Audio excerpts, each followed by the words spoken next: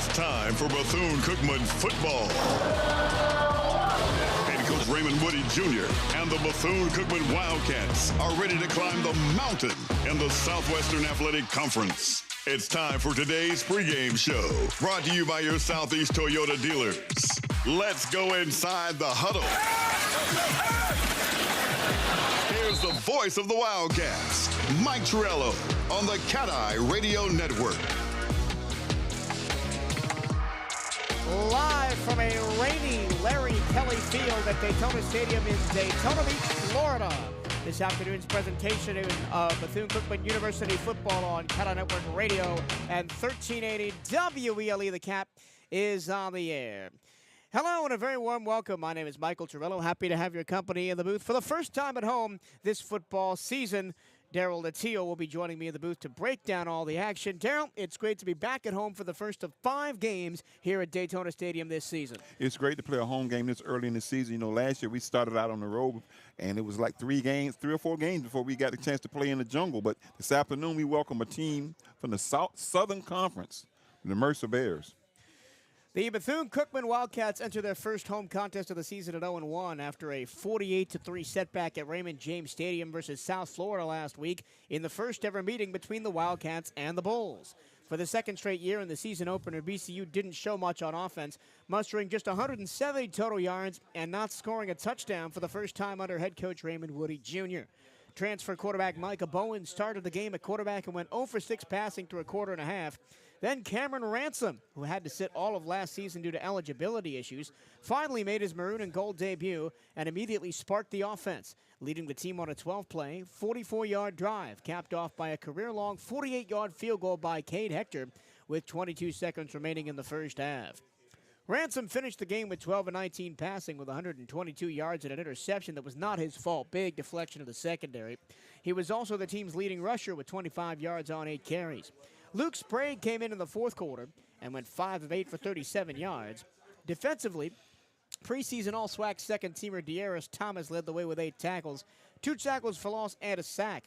I spoke to head coach Raymond Woody Jr. to recap the game against USF and preview a very dangerous Mercer team. I'm here with Coach Raymond Woody before the Wildcats open their home schedule against the Mercer Bears here on Saturday. Coach, let's flash back to last week against USF, and let's leave the results out for a second. What did you learn last week going up against the very tough USF squad? Well, you know what, I tell you what, it all comes back to technique, fundamentals, attention to detail, you know, in order to, you know, do really well against a team like that. You know, those have to be in order, you know, every damn play. The pace of USF's offense gave you a little bit of trouble. Is that something you're likely to see again this season, and will that help you prepare for it? Oh, yeah. I mean, you know, South Florida's a really good football team. I mean, they snap the ball 10 seconds or less, and, I mean, our guys practice for it, but, you know, that pace, man, you can practice for it. At the end of the day, you have to still be able to line up. This week against Mercer, it's a very different kettle of fish, right? Top FCS team, second-round playoff team last year.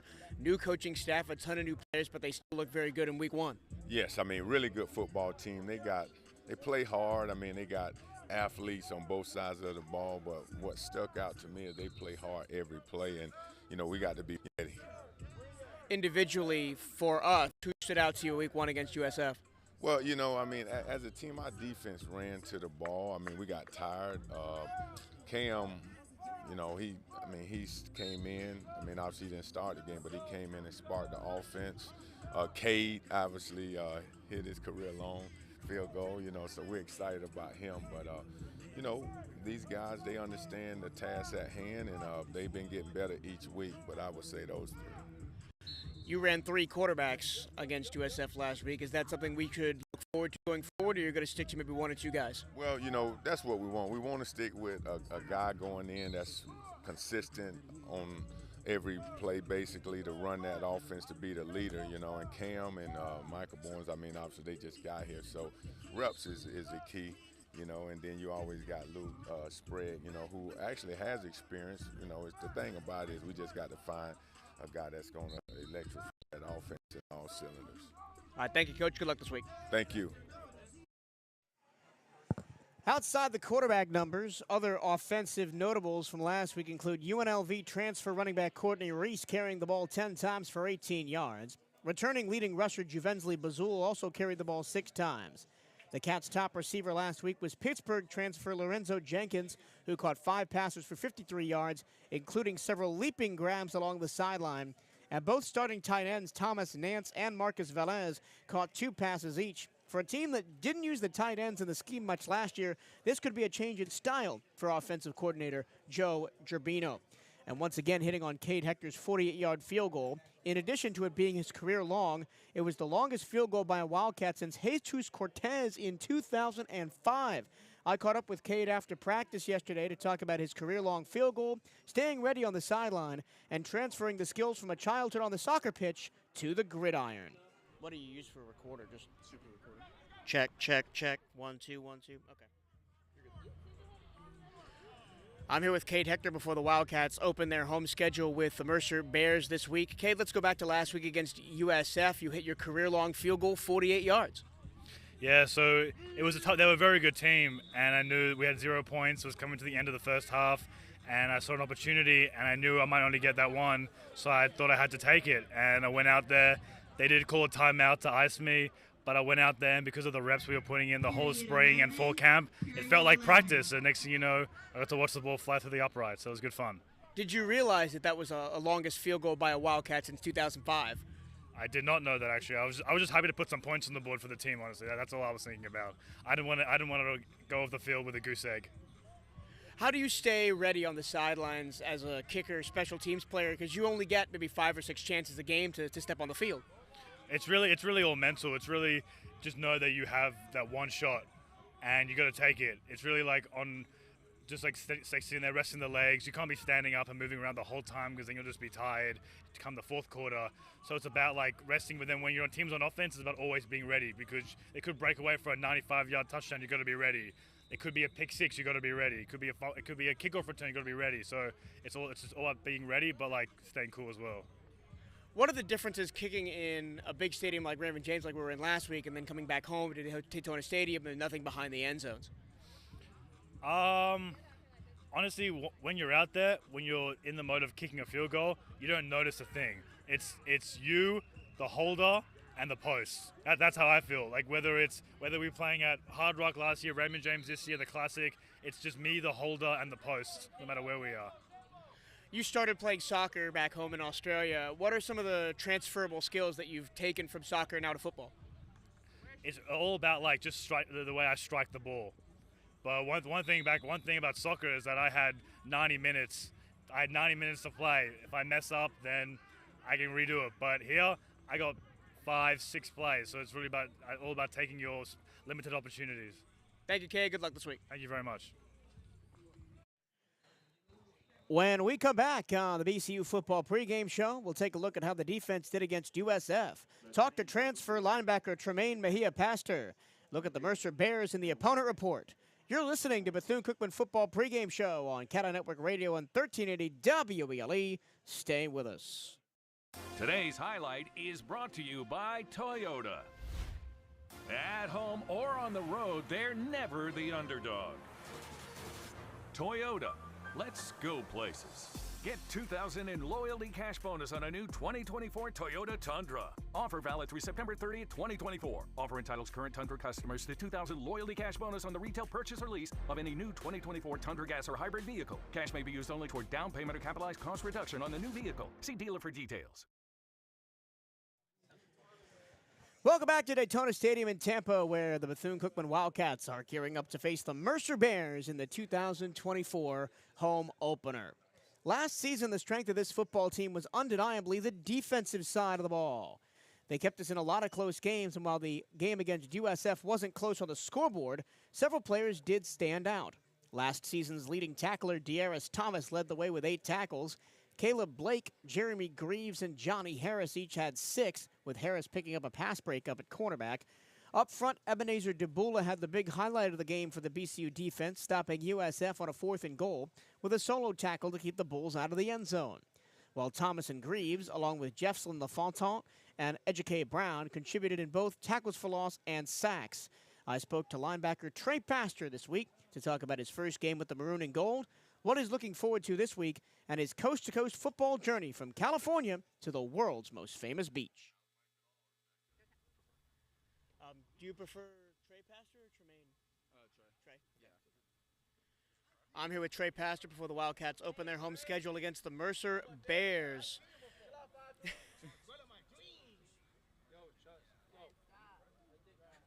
We got interrupted a little bit there by some of the other players in practice. Before the Wildcats open their home schedule against the Mercer Bears. Trey, your first game with BCU last week against USF. How was that experience? It was really good. We have a lot to learn. It's cool being with a group of guys that are determined. We have really good athletes, guys that want to play football. Excited to move on and get the season going. Talk about your football journey a little bit. You're originally from California, played a bunch of years out on the West Coast with Cal and Utah State. Colorado State, coming from the West Coast, coming from there to the South has been a blessing. It's very, very different. I definitely like Florida a lot. I like these guys a lot. Definitely a different type of football out here, and I'm enjoying it a lot so far. What drew you to Bethune-Cookman coming here in the offseason? So the connection with Ray Woody, I played with his son at Cal, so he kind of just hit me up around Christmas time, and he was like, hey man, got this plan, you want to do it? And I was just like, I already know what Ray's about. I know how his work ethic is and all that. So, it was really no hesitation. I called him and be like, hey, yeah, I'm down to come. So I got to talking with the coaches, and, I'm really glad I'm here. We're seeing another great offense again in Mercer this week. What have you noticed on film about them? They have good athletes. They try to get their guys the ball. They have a really good, athletic quarterback. But just like every week, I mean, we have a plan, so we're going to go into it. Like I said before, these guys are determined to win. I'm determined to win. Coaches, the whole staff is determined to win. So, we're coming in with a good game plan, and, we're going to respect every opponent, but we're not going to back down. Thank you. Good luck this week. Yeah, thank you. Now, as we approach kickoff in this afternoon's home opener, it's time to find out a little bit more about our opposition this week as the Mercer Bears from Macon, Georgia, feature in the Week 2 edition of the Opponent Report. Mercer entered the 2024 offseason off a 9-4 finish a year ago, including a 6-2 record in the Southern Conference. The Bears won 5 of their last 6 games to close out the year, with their only loss coming against eventual FCS champion South Dakota State. In 2023, the Bears led the Southern Conference in interceptions, recovered fumbles, and sacks.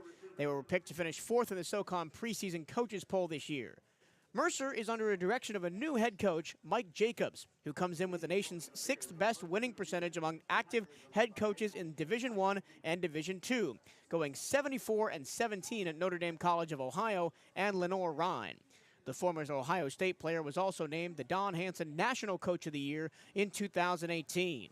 The Bears opened the 2024 season with a dominant 63-10 win over Presbyterian at home. The Bears gave up less than nothing on the ground in their season opener, limiting the Blue Hose to just -7 yards rushing in the game. A pair of Bears were named SoCon Weekly Award winners Week 1. Junior quarterback DJ Smith was named Offensive Player of the Week after accounting for 356 total yards and 4 touchdowns. Sophomore wide receiver Braden Smith was named Special Teams Player of the Week, logging 238 all-purpose yards, including 4 kick returns for 144 and a 75-yard punt return for a touchdown. As out in front of us, down on the rainy Larry Kelly Field, here come the Wildcats, dressed in maroon helmets, gold jerseys, white pants, maroon numbers with a white trim. Mercer Bears in the all-white helmets, jerseys, and pants. The double shoulder yoke stripe in orange numbers with a black trim, and Mercer across the front. That'll do it for this week's edition of the CatEye Network pregame show. I bring Daryl back in now. Daryl, as we get set for this home opener, it's going to be another tough test, just like we saw last week against USF. Another great offense, another really hard-hitting defense.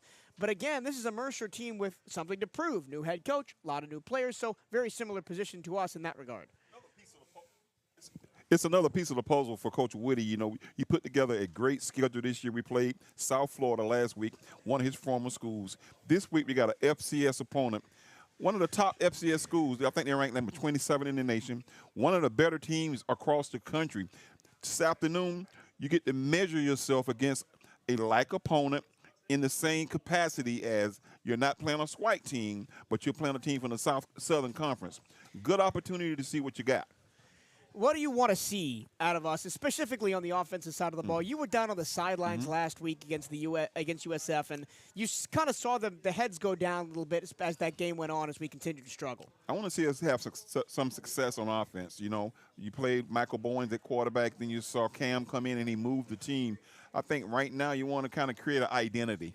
We don't have an identity right now, and you want to see the kids have some success in the running game and the passing game to gain some momentum and kind of tell what kind of team we'll have this season. We got some great athletes. You got better athletes than you had last year. The quarterback position this year, we're loaded. The quarterback room is loaded. So I would say pick the guy with the hot hand, create some momentum on offense, and see how that plays with the defense. Speaking of that quarterback room, right, we got Bowens, who started last week, Cameron Ransom, Luke Sprague also played. You've got guys like Nasheem Dees who haven't seen the field yet. We could see 3, 4, 5 quarterbacks today.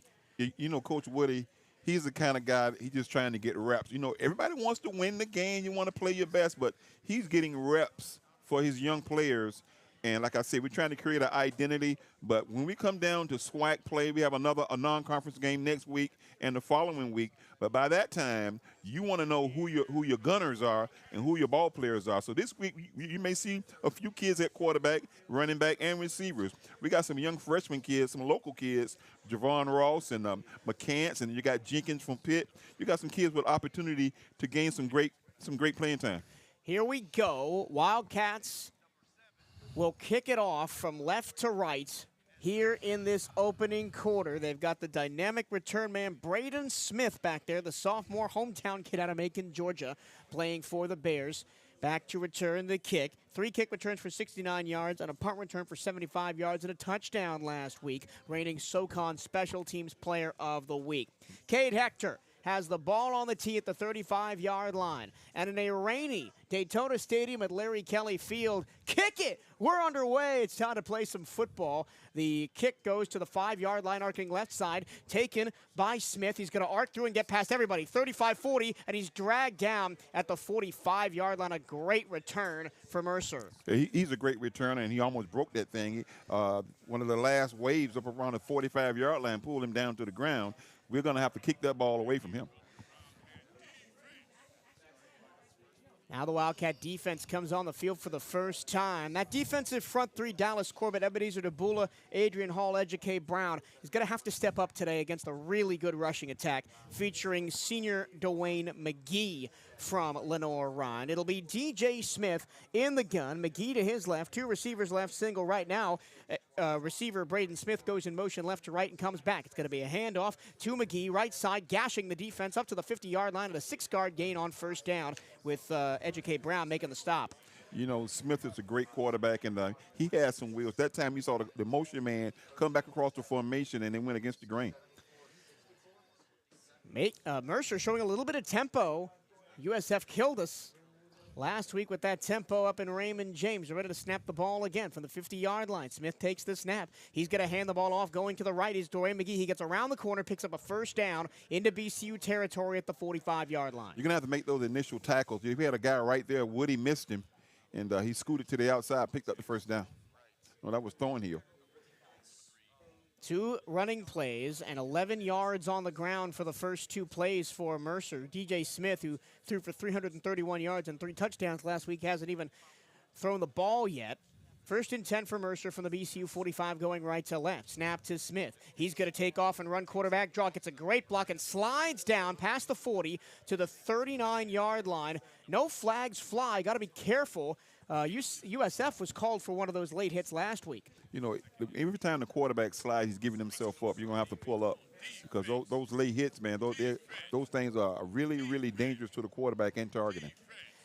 6-yard gain on first down, 2nd and 4 from the BCU 39. 2 receivers stacked up to each side. It'll be a handoff, and finally the BCU defense almost gets to the running back. He's going to be pulled down at the 40-yard line. He broke 2 tackles, escaped to the right, and eventually the 3rd man to him pulled him down. That's Jeremy Greaves. I think DeBula had him in the backfield, and he scooted away from him. Yeah, I almost called it for DeBula because I thought he made the tackle, but McGee very shifty, got no yards on that play. It'll be 3rd down and 4 from the 39. Mercer goes quickly. 2 left, 1 right, ball right hash. Smith with McGee to his left in the backfield, and tight end also to the right side of the formation. Here's the snap. Smith looking to throw, has time over the middle, and it's caught close to the 1st down marker. It's going to depend on the spot. It looks a foot short. Yeah, he will be short. Needed 4, got 3. Not sure who made that catch. Didn't quite catch it, but it is going to be 4th down and 1. I wouldn't be surprised if Mercer goes aggressive here, keeps the offense on the field. You know, you saw the defense last week stop the South Florida Bulls at the 1-yard line a couple of times. We bowled ourselves up, and let's see what the front line does right here.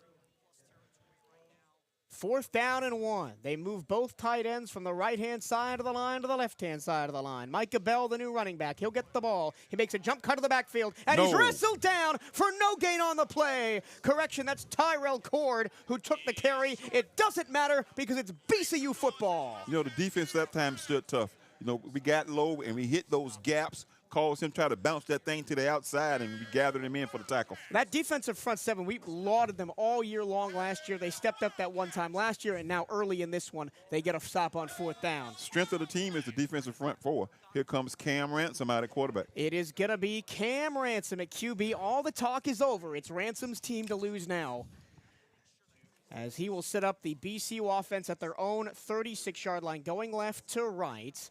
Ransom with Juvensley Bazul sidecar left, 2 receivers left in a bunch formation, and a single one out to the right. Ransom back to pass. Here comes the blitz. He faces pressure, gets the pass away to the far sideline. It's caught along the sideline for a 4-yard gain up to the 45-yard line. Malik Huggins, who only had 1 catch last week, hauls that one down. Huggins on the down and out.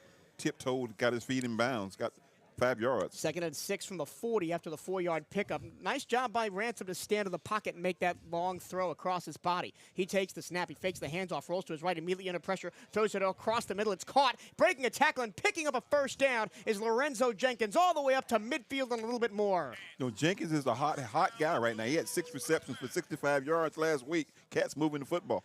And he came all the way from the far right hash to the far left hash to make that catch on that crossing pattern. Now, Wildcats going a little bit quickly now from the Mercer 47-yard line, 1st and 10. Going left to right. Bazil still sidecar left. He hasn't had a carry left. Here comes the blitz. Ransom trying to escape. Dances in the backfield. Now moves to his left. Looking downfield. Throws it. Has a man wide open, but just chooses to chuck the ball out of bounds. By him being a left-handed guy, that was a hard pass for him. He was rolling to the right side. If he was been right-handed, he could have just laid that ball out there. Yeah, and Mercer brought the house. They brought the house. Both linebackers and a safety all came up the middle.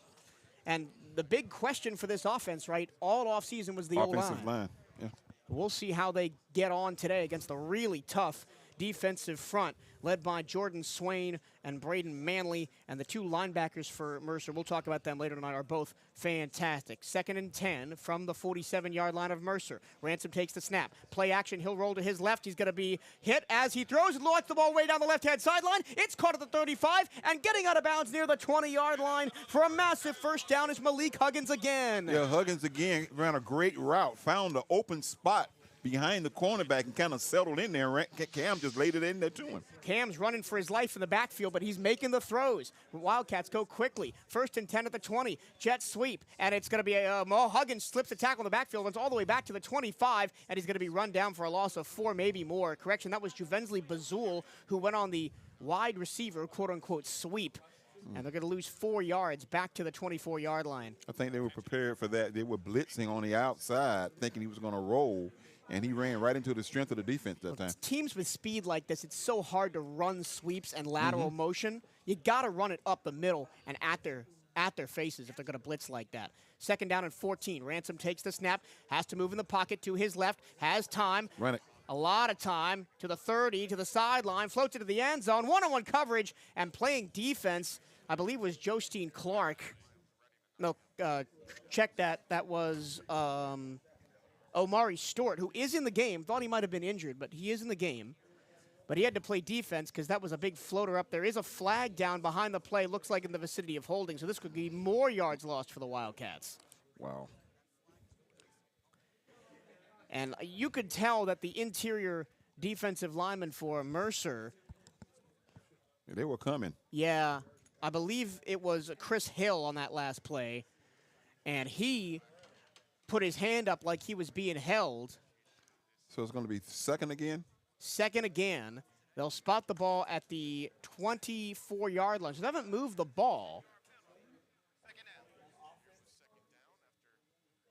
Now they're going to mark it now off. they're going to move it. Yeah. We saw last week the 10 penalties, man. That was the most penalties we had in half of the season. Yep. 4.4 penalties per game last year, and we had 10 in the opener.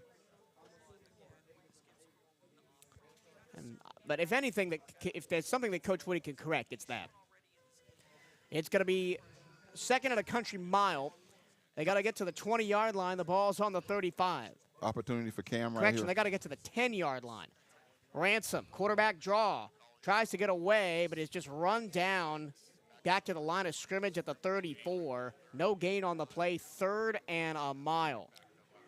Great looking drive. Then you bog down with the jet sweep and you lose yardage. And then the playing penalty. behind, and the penalty, we're playing way behind the sticks now. And now you got to just try and focus on getting maybe 10, 15 yards here and getting into field goal range. We got Cade. 3rd and 23. Got to get to the 10-yard line for a first down. 5 in the formation. 3 left, single right. 9:30 to go, first quarter. Ransom takes the snap. Pressure up the middle. He's going to throw over the middle and overthrow his intended receiver, but a flag flies in. They grabbed the receiver before on the shoulder on the break, and the line judge saw that. They're going to call pass interference. They're going to call holding. Yeah, looking for Javon Ross over the middle. Yeah, that's Bonbon. From DeLand, Florida. He was only targeted once last week, didn't make a catch, but he is an electric athlete. Talking about electric, wow. I can't wait to see him get loose.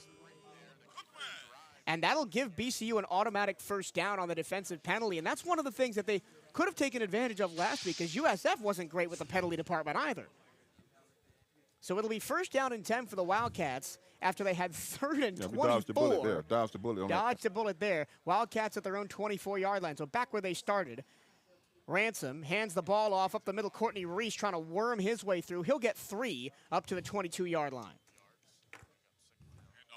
Courtney Reese from South Ridge High School, transferred from UNLV. Yep. He was UNLV's returning leading rusher last year and had a big game against Notre Dame in South Bend. Yeah, a 63-yard run. Yeah. Second down and 7 after the 3-yard gain. Ransom back to pass. He's under pressure, escapes to his left. Now he's looking to throw to the left-hand sideline. He escapes, now runs to the 20, to the 15. He's got a bound to the 7-yard line. What a run from Cam Ransom. And that is the dynamic that Cam can give you. Cam was a great dual quarterback. He looks to throw the football with that. He had the opportunity that time. He had so much yardage ahead of him. He just turned up and got the first down. Wildcats have 1st and goal at the 7-yard line. Actually, they spotted at the 6. A bit of a generous spot there. Ransom, the snap. Handoff. Reese looking for a way through. Won't find it. He'll get to the 5 and not a whole lot more. So it'll be 2nd down and goal. Actually, they'll spot it back at the 6, so no gain on the play. It's going to be tough, right, to run against this interior defense. 6'3", 290, 6'1", 275, 6'2", 245. Big guys on that defensive line for Mercer. 2nd and goal from the 6 after the no-yard gain. Empty set. 3 right, 2 left. Ransom in the backfield. 8 minutes and counting to go. He takes the snap. He fakes the jet sweep. Lost the football. It's on the ground, and Mercer has it. Braden Manley both forced football out and jumped on it, and both teams now have a promising drive come to an end in opposition territory. That one hurts for the Wildcats. Yeah, he tried to pull it out of the jet sweep.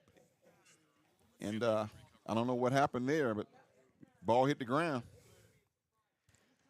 So now it'll be, turnovers. That killed us last year. Turnovers. And now here comes DJ Smith and that really talented Mercer offense who drove all the way to the BCU 30 before failing on a 4th and 1 last time. They'll start at their own 4-yard line. Correction, own 9-yard line. Handoff. Actually, Smith keeps, throws underneath, caught, across the middle, 15, 20, 25, 30. And he's going to be tackled just shy of the 30 is the receiver, Kellen Parsons from Winston-Salem, North Carolina. One of the many transfers from Lenore-Rhyne that came over with head coach Mike Jacobs. Big first down for Mercer, moves the ball out of the shadow of their own end zone.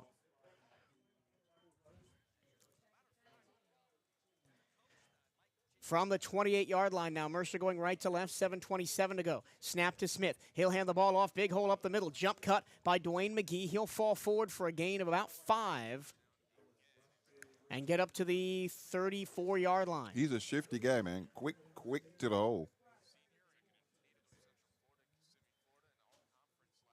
Clock still running. 7 minutes to go. First quarter scoreless game between the Bethune-Cookman Wildcats and the Mercer Bears. Both teams have turned the ball over once. BCU turned Mercer over on a turnover on downs, and then Bethune-Cookman fumbled in the red zone. Another handoff up the middle. This time Corbett's there, and he wrestles him down close to the first down marker. Big push from the offensive line. I thought Corbett might have had it. It's going to be 3rd and 1 from the 37-yard line.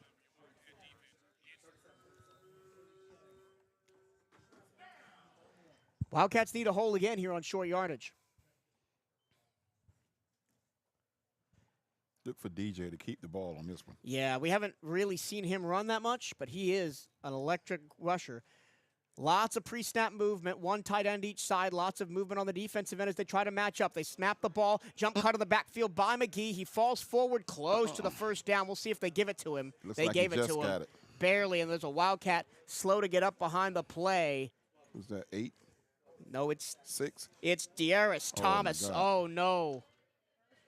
The Wildcats' leading tackler both last week and a season ago.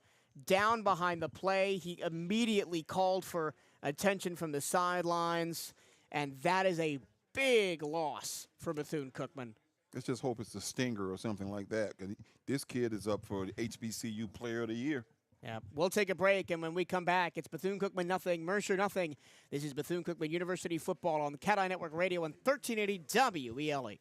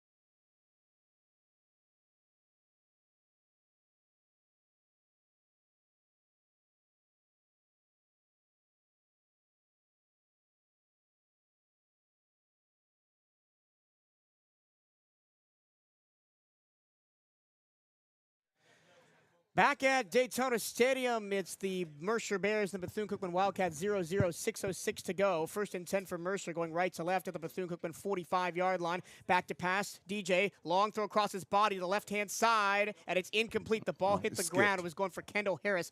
That's a long throw from the far hash all the way to the near sideline. And he fumbled the snap, and there was a little pressure, too, so the timing of that play was really off in the beginning. It'll be 2nd down and 10. BCU on the, Mercer on the BCU 39. Clock stop, 5:57 to go in a scoreless first quarter. Wildcats trying to get another stop here. Snap to Smith. Handoff, big hole up the middle for Micah Bell. He'll fall forward for 3 yards before the linebackers close on him. Tremaine Mejia-Pastor is now in a big spot because he's in De'Aris Thomas's spot. Yeah, that hole closed really fast. He plugged it. Yeah, I talked to Trey in the pregame. He got to be ready for a big one right here. Big 3rd down play. 3rd down and 6 to go. Got to get to the 49-yard line. Snap to Smith. He's back to pass. Pressure from the backside. Throws an underneath curl route. And it's stopped right at the 45-yard line. 4th down. Really good tackle by the Wildcats. Antoine Watts, the strong safety, was the first man to it. Jeremy Greaves also in there. They're going to punt. I've been impressed with the defense the first 2 drives. Mercer's been able to move the ball, but when it's necessary, the Wildcats have stepped up and got stops. Got some great kids on defense. We got some smart kids in the middle, too, with the linebackers, with De'Arius Thomas and Pastor. And then the secondary, you got Woody back there. So you got some kids right there who know how to play.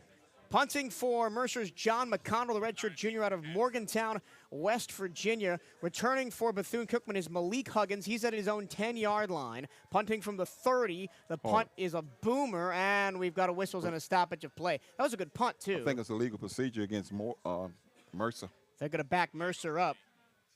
Yep, false start against Mercer. So it'll be a little bit better field position for the Wildcats. Now Malik Huggins stands at his own 15-yard line instead of the 10. So after the play here in the first quarter, you kind of see you can play with these guys a little bit. Maybe we get some momentum and some confidence right now. Wildcats will drop off and just play protect. Here's the snap. The punt is away from the 30. High spiraling punt. Fair catch called for and taken at the 15-yard line. So here comes Cam Ransom again. And while Ransom was good on that first drive, Darryl, I'd like to see the offensive line give a little bit more protection. He was running for his life a lot. Yeah, you know, they started out blitzing from the first play of the game, and that's going to be the key that they use to try to neutralize him. He's a dual threat. But the thing is, if you blitz him, you can get in a hurry. And we saw him hurry that time on the jet sweep and fumble the football. It'll be 1st down and 10 for Bethune-Cookman from their own 15-yard line going left to right. 4 minutes and 23 seconds to go in a scoreless first quarter as the Wildcats are welcoming a team receiving FCS National Top 25 votes. Whoa, the referee takes a tumble in the middle right before Ransom takes the snap. He'll hand it off going left, trying to get outside, but the defense is there. Really good job by Carson Griffin, the defensive end, to stuff that one for no gain. Yeah, their defensive front is some tough guys down there because they're plugging the holes. Courtney Reese was on the carry. Now he'll come out for Juvensley Bazul. I think you got to start doing some counters and some misdirection to kind of get away from these big guys up front. You can't run straight at them, and you can't sweep at them either, as we saw in the first drive. 2nd down and 10 after the no game play at the 15-yard line. Snap to Cam. He is going to hand the ball off, and the Wildcats go nowhere but backwards. Bazul is going to be ripped down for a loss of 2. Isaac Dowling, the linebacker, made the tackle. These guys gave up 6 yards rushing last week. That was Isaac Dowling's 300th career tackle.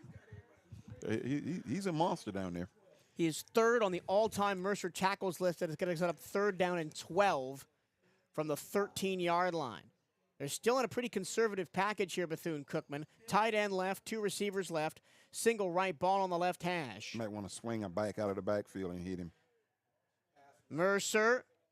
Ransom back to pass, deep over the middle, has Lorenzo Jenkins, and he dropped it! Lorenzo Jenkins had a touchdown in his hands, but it was just barely overthrown and off of his palms into the turf.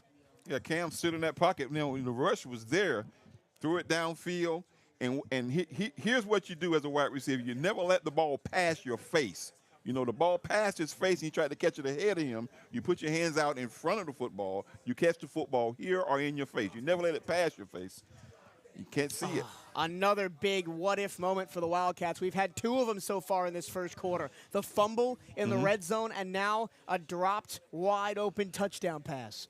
Anthony Frederick back to punt from his own end zone. They bring the blitz. Frederick gets the punt away. It's a high spiral back to the 40-yard line. Caught and bouncing off one tackler at the 40. Reversing field. Trying to get away. And the returner, Braden Smith, is down right at the 40. So good recovery by the Wildcats after missing that first tackle. That's something I wanted the Wildcats to clean up, especially on special teams, is missed tackles in space. Yeah, we saw that last week on the punt team. They missed some tackles.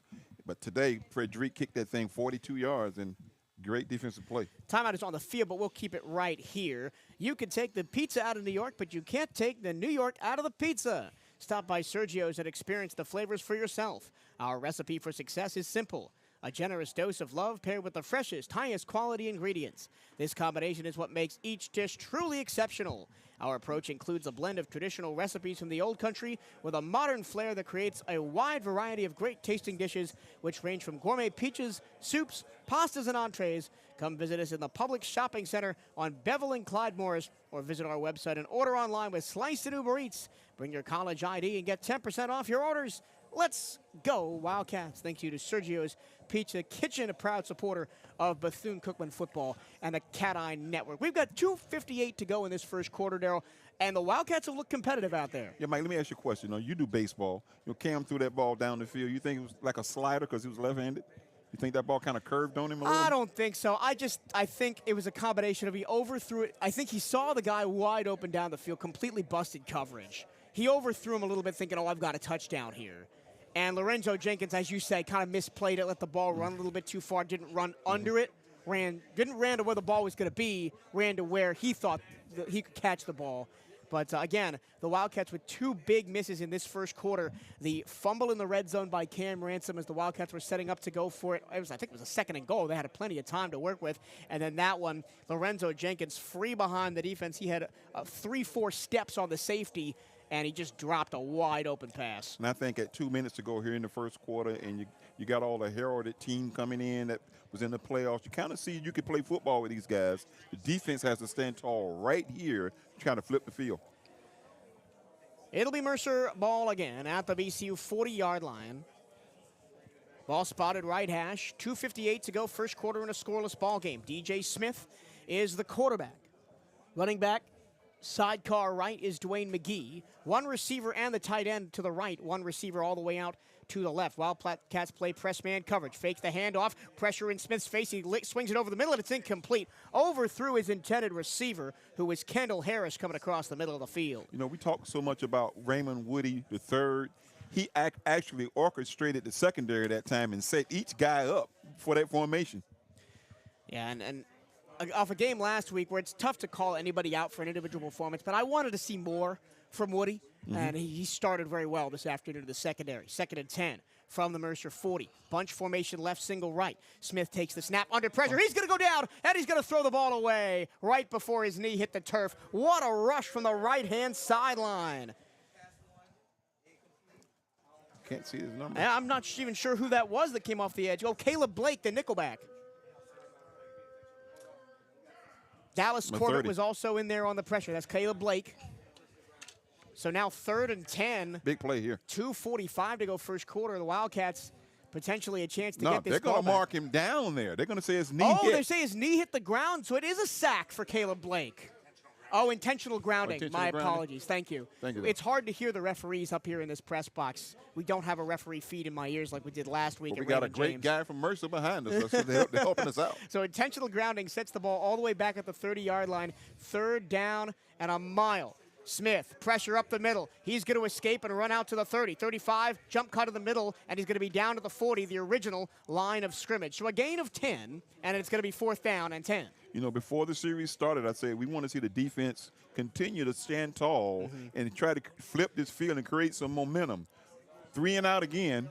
We saw the defense toe-to-toe with the offense. Robert Wimberly, defensive coordinator, dialing up some blitzes on that possession, sending some extra guys, and they got to Smith pretty quickly through the O-line.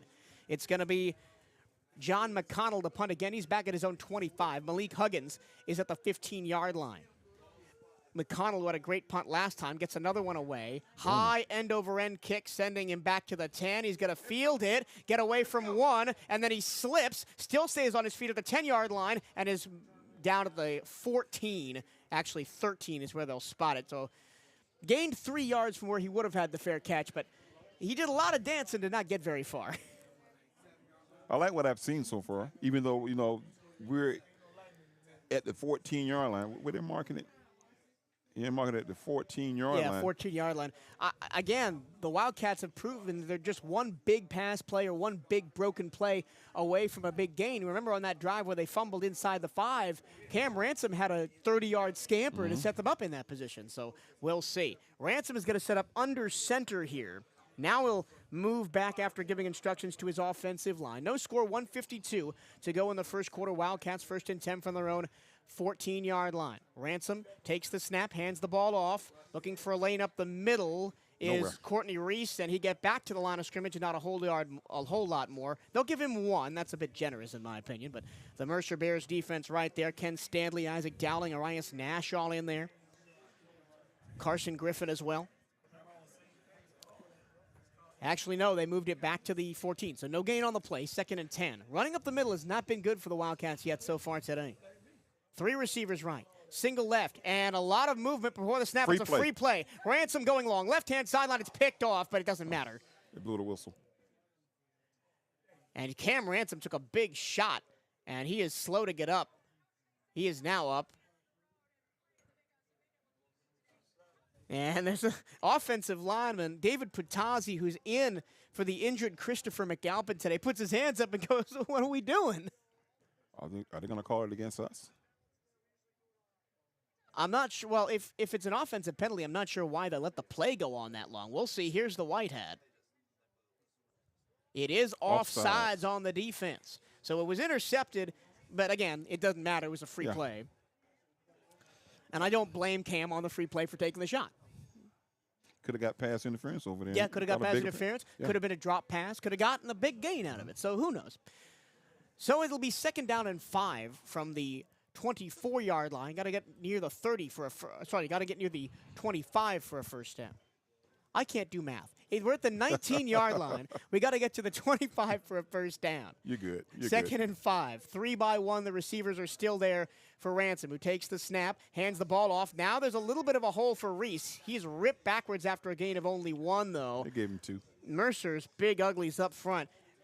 Some tough guys. Yeah, Arias Nash, who didn't have a tackle last week, came up big with that stop, and it looked like Courtney Reese was almost through that gap. You're going to have to do something, a short pass here or go to the edge because you're not going to get it up the middle. 3rd down and 3 now from the 23. Kind of blitz up top. 2 receivers right, single left now. Courtney Reese still sidecar left in the backfield. Ransom changes the play. Got 12 on the play clock. 7 in the box for Mercer. Look for all of them to come at Cam Ransom. No, they only rush 4. Ransom looking downfield, pushing from the backside, gets the pass away, and it's incomplete. Ransom was hit as he threw, and the ball fluttered to the turf well behind the intended receiver, and it's going to be 4th down and 3 for the Wildcats, and they'll set up the punt. Both teams' defenses right now controlling the football game. And it's awkward, right? You've got a left-handed quarterback. The right-hand side of that line's got to be extra protective because that's his blind side, and as a right side guard, you're not used to that. It's usually the left side guard that's always protecting the QB. Now with a left-hand quarterback, it's the opposite. You might want to move that guy over to the left side. Anthony Frederick gonna set up to punt at his own 10-yard line. Braden Smith back there to receive the punt at the 30. 2 guys back there. Big kick. Line drive style, received at the 35 by Smith, makes a move, gets around 1 to the 40, right-hand side, tripped up at the 45-yard line, and getting up and is fired up after that play is Marcus McCants, wide receiver playing special teams, made that tackle. Marcus McCants from Mainland High School, a local product. Not many kids from Daytona Beach or Volusia County on the roster, but he and Javon Ross trying to break action in the receiving course. And how cool is that if you're Marcus McCants, right? You won a state title in this building last year, and now you're playing your college ball here. Your first home game, you make a tackle. 1st and 10 for Mercer, going right to left. 13 seconds to go first quarter. They're at the 45-yard line of their own. It's a jet sweep going left. Nice block out there to Spring at the 50. Stiff arm, 45 into Bethune-Cookman territory for a first down. 12 yards on the penalty. They had it set up perfectly. They had a great blocking out ahead of him. But the defensive backs kind of came off that block and forced him out of bounds. That was Micah Bell, the running back, who is set up as a wide receiver out in the pass pattern. That's the end of the first quarter. It's a defensive slugfest here at Daytona Stadium. Bethune-Cookman, nothing. Mercer, nothing. We'll take a break and be right back. This is Bethune-Cookman University Football on CatEye Network Radio and 1380 WELE.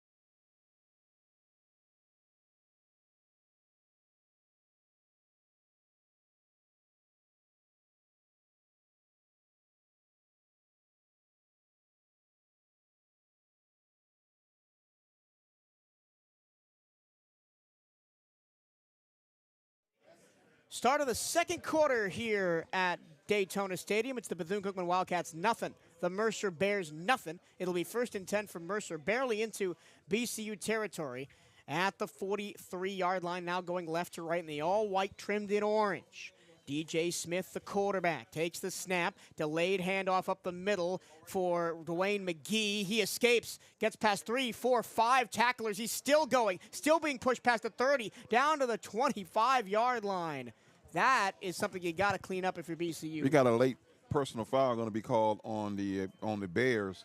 One of their players snatched one of our players' helmet off. Did you see the flag? Yeah, I saw the flag. I saw the flag. flag. I see it now. The referee's standing on it. But yeah. Again, arm tackles. You can't arm tackle, especially a guy like Dwayne McGee, who's a senior, 5'8", 180, built like a Mack truck. You got to put your body in front of the ball and drive him back.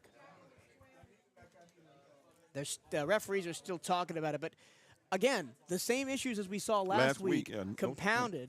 You got to wrap up. You got to put your body in front of the ball. You can't arm tackle guys like this. You might get away with it maybe against the Clark Atlanta, but you certainly won't get away with it in the SWAC.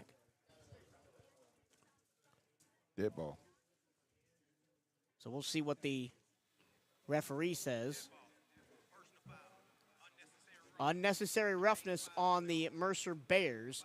They'll back them all the way up to near the 40. That negates almost the entire run. Mm-hmm. So it's still first down, but it makes a 25-yard run into a 3-yard run. And they moved the chains, too. They shouldn't have moved the chains. Well, no, he got a first down. Okay, it's after the play. So it's still a first down. So it was a first down, then they moved the ball back. First and 10 at the 40-yard line for Mercer going left to right. 14:42 to go in the first half. Still no score here at Daytona Stadium. Wildcats looking for a stop. Snap to Smith. Hand off to the running back. Powered forward, Tyrell Cord. That's only a gain of 2. Good stop in there by the Wildcats. Adrian Hall, first man to him. I like Adrian Hall. He's a good run stopper. He plugs the middle up. He's a small guy out of Brevard. Plays well. Let's go Wildcat defense. 2nd down and 8 after the gain of 2 from the 38-yard line. 2 receivers right. It'll be faking the handoff. DJ Smith running around to the left, going deep down the field. Receiver wide open in the end zone, and he dropped it. At the goal line, Braden Smith had 6 points, and he let it hit the turf. So the Wildcats and the Bears are even now. Yeah, how much even can you get? These two teams are playing identical on the offense and identically on the defense. Yeah, and I'll tell you what, Raymond Woody III did a yeoman's job to get back and even put a little bit of pressure on Smith. Now it's going to be 3rd and 8 because he bit on that play action, and there was nobody back there, but he did a good job to just put him off a little bit. 3rd and 8. Wildcats looking for another stop. Referee stops play. I think the Wildcats are calling a timeout here. Mercer. Oh, no, Mercer calling a timeout. They didn't like the matchup. So as I want to go back to this, right? Because it feels like both of these teams are a mirror of each other. Mirror images. The only really change is the Wildcats are struggling a little bit running the ball. Mercer's struggling a little bit passing the ball. We've been better passing, and we haven't been good running the ball. So that's, like, really the only difference. You know, like when we said, in the outset, you're going to measure yourself from a ball game like this so you can see that the defense right now is playing decently against the Bears on a high-powered offense. They scored 63 points last week. I think something the Wildcats need to do, though, and this is a need with a capital N, get some better field position. They've been backed up inside their own 15, their own 20-yard line. Last 2 weeks. Well, I'm throwing the USF game out the window in terms of that. But, I mean, the last 2 drives, they've started on the 15 and the 13. 14, yeah. And you can't, if you're not running the ball and setting up 3rd and manageables, you can't start back there and hope to hero ball your way out of it. So maybe we'll see a big return. Maybe we'll see a counter play. I want to see Cameron on the ball again. Maybe a quarterback draw. Maybe a designed rollout that he reads the defense and takes off like he did for that 125-yard scamper. We talked about the offensive line. They pass block well, but with it being a left-handed quarterback, that changes the guard's position like we talked about. The left guard is now the on guard, and the right guard is now the backside guard. So you have to make sure that you got those guys in sync. I was going to say, I've got someone who's very knowledgeable about line play up here in the booth with me, former lineman at Bethune-Cookman. You always like to talk about back in the day. Back in right? the day, man. And we were talking about it earlier. Back in the day, you wore the big shoulder pads, the big knee pads. Ain't none of that anymore. No. Everybody's wearing the mini shorts now. They got a little dot for the knee pads, man. Shoulder pads look like shells. All right, Mercer coming back out on the field after their timeout. They'll face 3rd down and 8 from the Bethune-Cookman 38-yard line. Watch the crossing route right Wildcats here across the middle. dodged a bullet with a drop pass in the end zone by Brandon Smith on the last play. DJ Smith is the quarterback. It'll be Dwayne McGee, the running back, who is, it is Tyrell Cord, who's the running back to his right. 2 receivers right, single left. Wildcats are way back, only 5 men in the box. Everybody else way back in man-to-man coverage. Here's the snap. Smith looking. Pressure from the backside. He's going to throw deep down the middle. It's picked off. Intercepted by Raymond Woody Jr. at the 20-yard line. He's going to run it to the right-hand side and skip out of bounds near the 30. How about that, Raymond Woody the third? The coach's son stood back there, like I said, the last series. He dictated who goes where, and he called for the left corner to go to man and bump and run. He stayed in the middle. They bumped that receiver. He picks the ball off. And I tell you who the unsung hero on that play was? Adrian Hall, because he rushed that throw as his great front side pressure. He beat his man to the punch. You kept saying that DJ kind of hurries his passes on the blitz. You know, when he got a time to sit in that pocket and pat it, he's dangerous. But when you hurry him, he's not that accurate. So it'll be Wildcat ball from their own 29-yard line. Well, that fixes a little bit of the field position issue right there. Well, we got the 30. But now we got to move the ball. They'll go right to left. 13:57 to go in the first half. Still no score. Cam Ransom is out there. 3 receivers to aim at. He's going to hand the ball off. Delayed handoff. Juvensley Bazul spin move in the hole. He's going to get free. Run up to the 40. Eventually gang tackled near the first down marker. They'll give it to him by half a yard. First down and 10 and 11-yard run by Juju. That's the second longest run of the season. You know, the longest run was Cam last week. Juju picked up the first down. That's the best run I've seen him run. Good hard running by the graduate student out of Naples, Florida, transfer from Washington State. Had limited minutes last year, battled through some injury issues. He's still sidecar left. They bring the fullback in front of him. They'll hand it off to Juju again, looking for a hole, won't find it. That's a big-time tackle by, I believe, Marquise Thomas in there for the Mercer Bears. They'll lose one back to the 39-yard line. Donovan Watkins, the third linebacker in the formation. Miles Redding, too. Yeah. Watkins, the redshirt freshman from Winsboro, South Carolina. He's definitely behind Ken Stanley and Isaac Dowling, the 2 senior linebackers, but he's a threat up there, too, as a redshirt freshman. Second down at 11 after the loss of 1. Ransom takes the snap. He's back to pass under pressure immediately. He's going to step from the pocket, launch one deep down the field. He's got a receiver running free. It's dropped! Again, a touchdown in the hands of the receiver, and it's dropped. Wow. That is the Lorenzo Jenkins one from the first quarter. Maybe you can excuse. That one was unexcusable. It was in his breadbasket at the 5-yard line, and he just dropped it. It's number 21. We don't have a 21 on our roster. I'm looking for a 21. The 21 is the cornerback Terrence Alexander. I don't think he's playing offense. There is mass confusion in the press box about who that was. There is a flag on the play, by the way, lost in all that confusion. Let's see. It's going to be against us. There's a hold. Looks like a hold. Sideline warning. Oh, man. Or not even a warning. Sideline infraction. You don't get the warning anymore. I don't understand that one. I'm guessing maybe we were too celebratory. We thought that was a touchdown. It's now takes that from 3rd and 11 to 3rd and 30. So here we go again with the field position. Penalties. Yeah. They've got the ball on the 24-yard line and they get to midfield.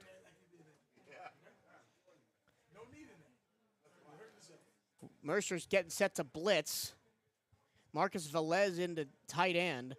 Ransom back to throw. They do blitz. Ransom escapes to his right, hits the check down Bazul, trying to make a move in space at the 25, and he's hit hard at the 26-yard line by, I believe. Thomas. Yeah, Marcus Thomas.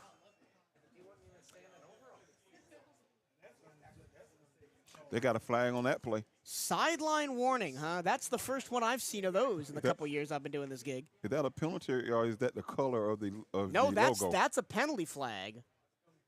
Dead ball. Unsportsmanlike. On Mercer. He stood over him after he hit it, after he tackled him. I guess he stood over him. He ran away from him. Wow. So one penalty sets the Wildcats back 30 yards. Another penalty is going to give him 15 yards and a free first down when it was third down and 30. He had to have said something. He had to have said something because he walked away. He had to have said something. Wow. He made a great hit, got up and walked away. He didn't even stand over him. All right, well, let's go. Once again, the Wildcats get fresh life from a Mercer penalty. 1st and 10 for the Wildcats on their own 41-yard line, going right to left. 12:28 to go first half. Here's the blitz. Ransom steps up into it, throws across the middle of the field, and a sliding catch is made at the Mercer 40-yard line. That's Bon Javon Ross from DeLand, Florida. Been waiting for him to get loose. That's his first catch of his Wildcat career, Javon Ross. He's a ball player. You hear me? Yeah. I covered him a bunch when he was at DeLand High School. He played every position, quarterback, wide receiver, safety, corner. 45 touchdowns his senior year.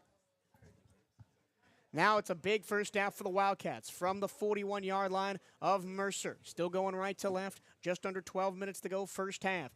Ransom, the snap, handoff. Bazul looking for a lane drag down from behind, but not before a 4-yard pickup. You're beginning to see the offensive line right now do some twists. You're beginning to see them X-block a little bit and forming some creases. Correction, that was Bazul on the run.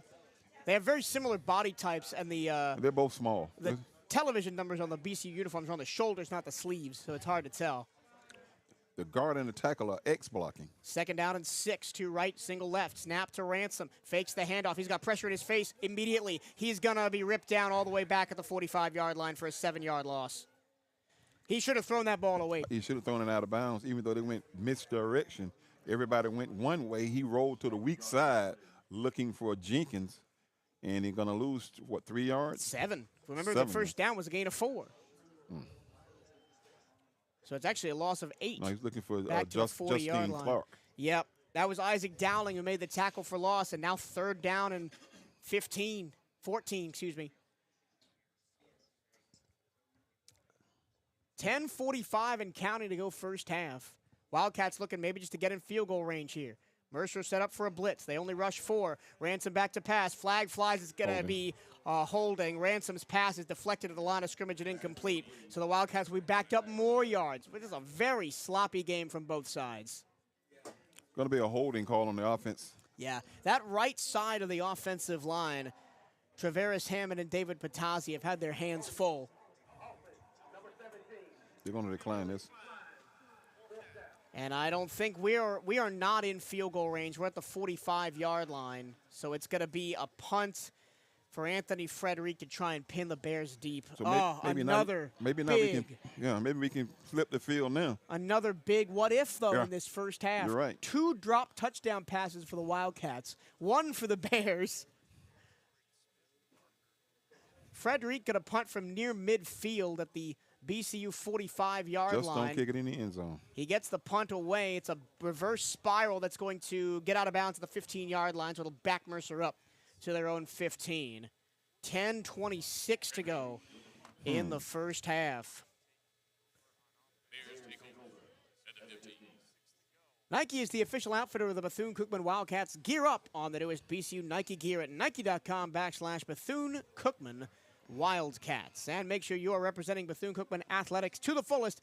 Buy the latest BCU gear online at the Bethune-Cookman online store. Go to bcuathletics.com and click on shop to find the newest BCU clothing and apparel.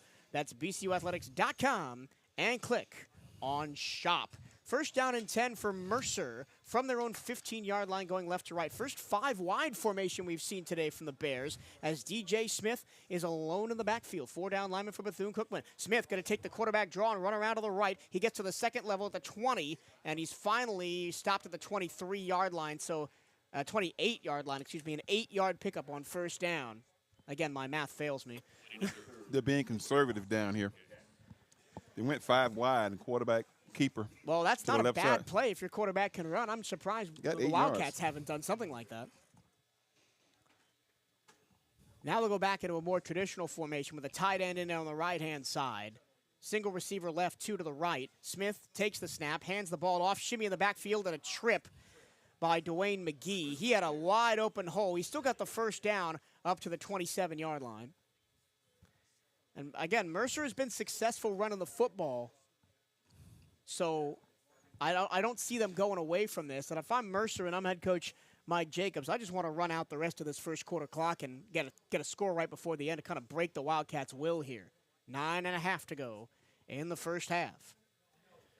McGee sidecar left of Smith. Here's the snap on first and 10. Illegal motion. And yeah, that's illegal motion. They got one guy putting his hand down while the ball being snapped. They're totally out of sync at times on offense like we are. You got it. You've got the Hawk eyes up here, Daryl. I'm missing all this, trying to call the play through my binoculars.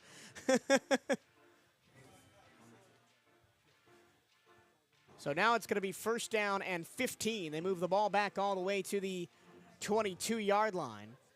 Got to get the 37 for a first down. 3 receivers left, single right. It's going to be a direct snap to Smith. He's going to run around to the left, have a hole. He's going to be wrapped up and tackled at the original line of scrimmage after a gain of 5. Give him one more on the fall down, so it'll be second down and 9.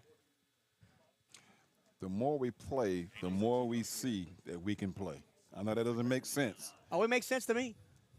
That was all today was about. All we talked about all week in the pregame was, can we run with these guys? And through the first half, we've done a pretty good job. Second down and 9 for Mercer from the 27-yard line. DJ is a blitz. He gets the check down to the near side to the 30-yard line. Tackle. Big hit and a tackle by Johnny Harris, driving the receiver out of bounds to the 30, gain of 3. And it's going to be third down and 7. I've been wanting to see the defensive backs, be a little bit more physical on their tackles. Last week we were trying to strip the ball and arm tackle. He came up and put a hat on him that time. That was a good tackle by Johnny Harris, who had 6 tackles and a pass defense last week and was one of the better players in this Wildcats secondary, the junior out of Sanford, Florida. So, here's a big play here.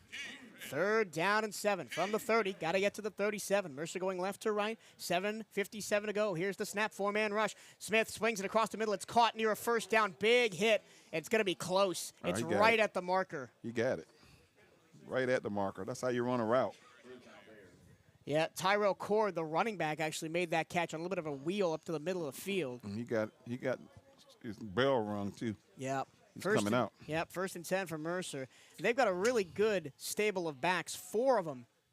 We've seen McGee, Bell, and Cord. We haven't seen C.J. Miller, the redshirt sophomore out of Gadsden, Alabama. First and 10 for the Bears. They're going to hand it off to McGee running left. Trying to get the sideline. He does. Gets a block, 45, and out near midfield, a 13-yard carry and a first down for Mercer. Their running game is what's positive about their team right now. Their passing game is a little bit out of sync, but they've been able to run the football and keep the ball and keep possession.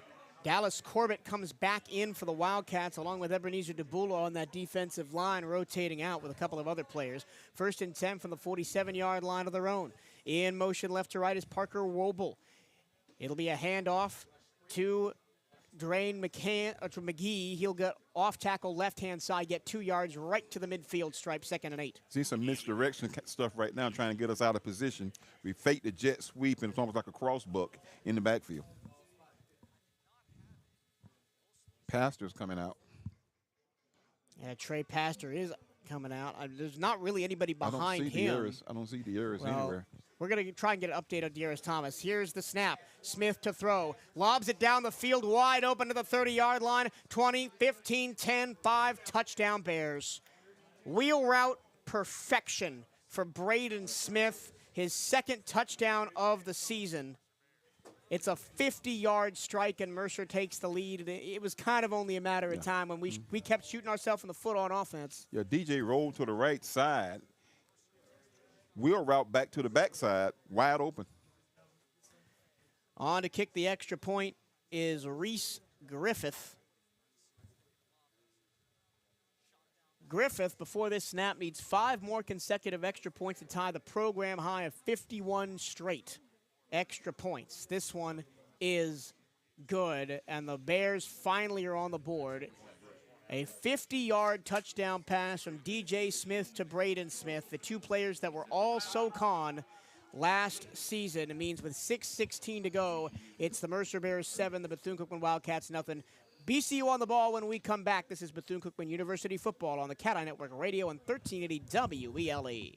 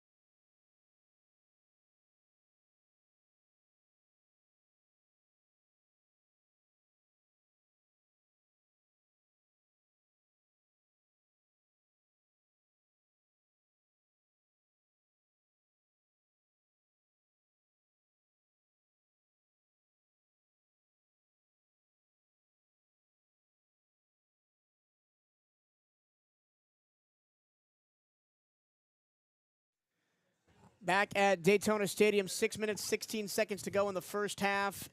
Finally a score as the Mercer Bears take the lead. A 50-yard wheel route from DJ Smith to Braden Smith down the left-hand side, and it's 7-0 Mercer Bears. Michael Turillo, Daryl Natil at a off-and-on rainy Daytona Stadium.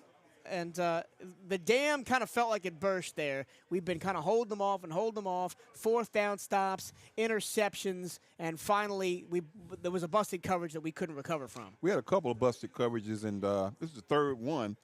And this time he shot us in the foot because he rolled to the right side, got everybody on this side of the field, and the wheel route was to the back side. He laid it out. Nobody was there. He just pranced into the end zone.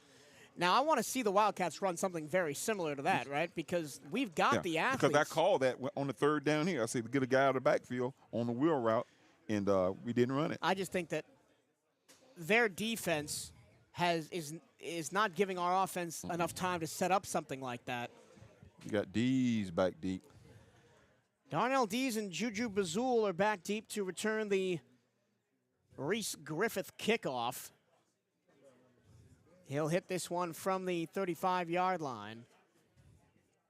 And again, this is not a game that the Wildcats on paper were supposed to win or even be particularly close in. I think you can take a lot of heart from this first half, but over the next 6 minutes and 16 seconds, you got to find something on offense. Yeah, we got to respond. You got to respond, yeah. Here's the kickoff, left to right, high spiraling kick, fielded by Bazul at the 5-yard line. He'll run straight up the middle, make a jump cut at the 22-yard line, push forward towards the 25, and be spotted at the 24. So 1 yard shy of where a touchback would have gotten us. Is there a timeout on the field? No. I just think the Wildcats are just getting ready to come back out. Cam Ransom started and played every snap at quarterback today. And I think it's good to see consistency at that position after we used 3 quarterbacks last week. It'll be Ransom again with Courtney Reese there with him in the backfield, sidecar left. 2 receivers left, single right, ball 24-yard line. Wildcats going left to right, 6 minutes to go in the half. Play fake. Cam, pressure from the backside, nailed his, let it go. Deep route, down the left sideline. It's caught at the 40-yard line of Mercer. Malik Huggins hauled it in tight coverage. Got a flag on the play. Oh. It looks like it's going to come back for holding. It is holding. Another big play, either negated or not made by the Wildcats. Again, just shooting ourselves in the foot on offense. Can't get out of our own way. That time he looked it in all the way into his bread basket. Well, Malik Huggins, I think, pound for pound, is probably the most talented receiver we have. So now it'll be 1st and 20, back from the 14-yard line, and we're behind the sticks again. Well, we see we can throw the football down the field. Let's continue to do it. Run some crossing routes. But it's either been 100 or 0. We've either handed the ball off up the middle or gone deep We got to get something in the middle, crossing patterns, slants, out routes, something to keep this defense honest. 1st and 20 from the Wildcats' 14-yard line after the penalty. Ransom hands the ball off to Reese, trying to dive forward past the 15 to the 16, gain of 2.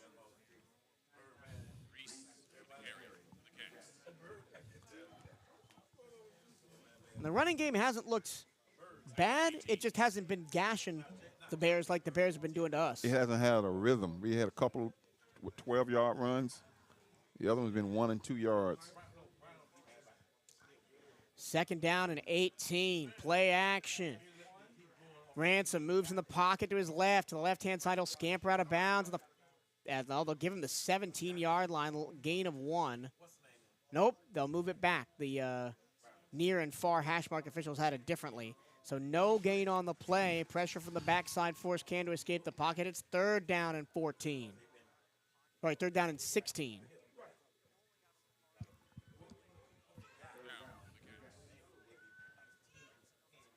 Penalties, penalties, penalties. I know what I'm talking to Coach Woody about on our interview segment next week. Ransom takes a snap, immediately pressure goes to the check down screen to Reese. He's got the 25 near side, and he's pushed out of bounds. Big tackle by Ken Stanley, the linebacker. Didn't even get back to the original line of scrimmage up to the 23-yard line. It'll be 4th down, and here comes Anthony Frederick to punt. And now the defense has to get a stop, or this could compound before the end of the half. Great call, but you call it to the short side of the field. You want to run a screen where you got a little bit more room to run it. Well, that was not the intended play, I'm sure. The offensive line got blown up, and Cam Ransom had to escape the pocket. But you're right. Again, if you go to the wide side of the field with a screen like that, Reese has got more room to maneuver. Frederick punting from his own 5-yard line. Back to return Braden Smith at his own 30. They bring the house trying to get the kick. It's away, a wobbly one that's going to drop out of bounds at the 44-yard line. Not a great kick from Frederick. And good field position for Mercer. Now you need the defense to stand up. They're going to be at the BCU 45-yard line is where they'll spot it. That's about a 32-yard punt. Yep. And Frederick is usually better than that. His average last week was 41.56. And he was punting from the back of his own end zone most of the time. So now here come the Bears back out on offense. DJ Smith leading the all-white clad Bears. Orange stripes on the pants and the shoulders, orange numbers. From the 45 going left to right, 3:51 to go in the first half. Extends his hands, take the snap, belly of the running back, McGee running left-hand side into a crowd of Wildcats and down for a gain of 2 yards. 47 for the Cats. Yeah, McGee, one of the players that came with head coach Mike Jacobs from Lenoir-Rhyne, a Division II All-American, and Don Hanson, Division II Freshman of the Year back a couple of years ago. 2nd down and 8 after the 2-yard rush by McGee. It's now Micah Bell in at running back for Mercer sidecar left, 3 receivers. It's going to be Bell, sweep to the left. He's going to get free. 1st down and more, past the 40, all the way to the 38-yard line. Big gashing run again. When they go lateral, we can't run with them.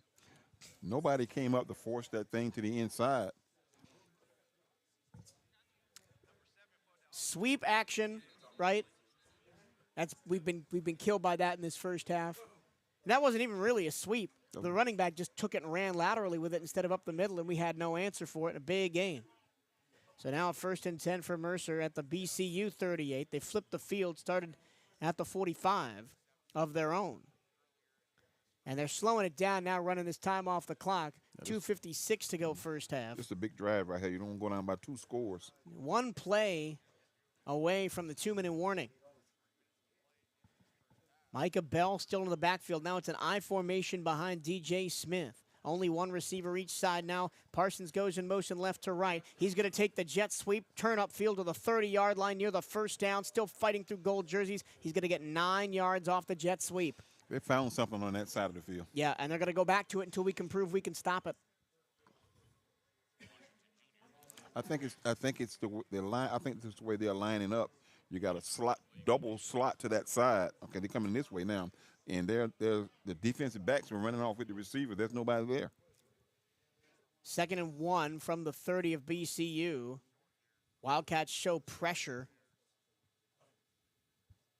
Smith takes the snap, hands off Bell. He races away from one in the backfield and gets a first down barely. Great acceleration from Micah Bell as we hit the 2-minute warning. 7-0 Mercer. They're in BCU territory of a first down and 10 at the Wildcat 28 when we come back. This is BCU football on the CatEye Network Radio and 1380 WELE.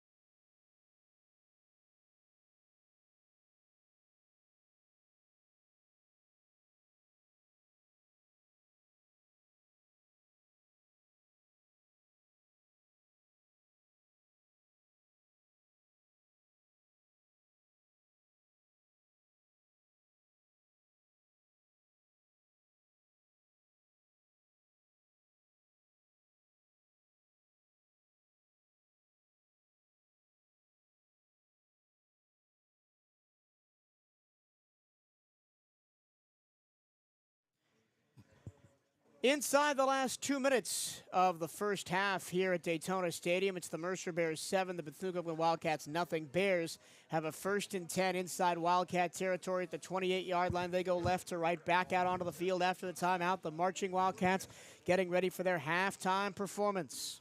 This is a dangerous series right here.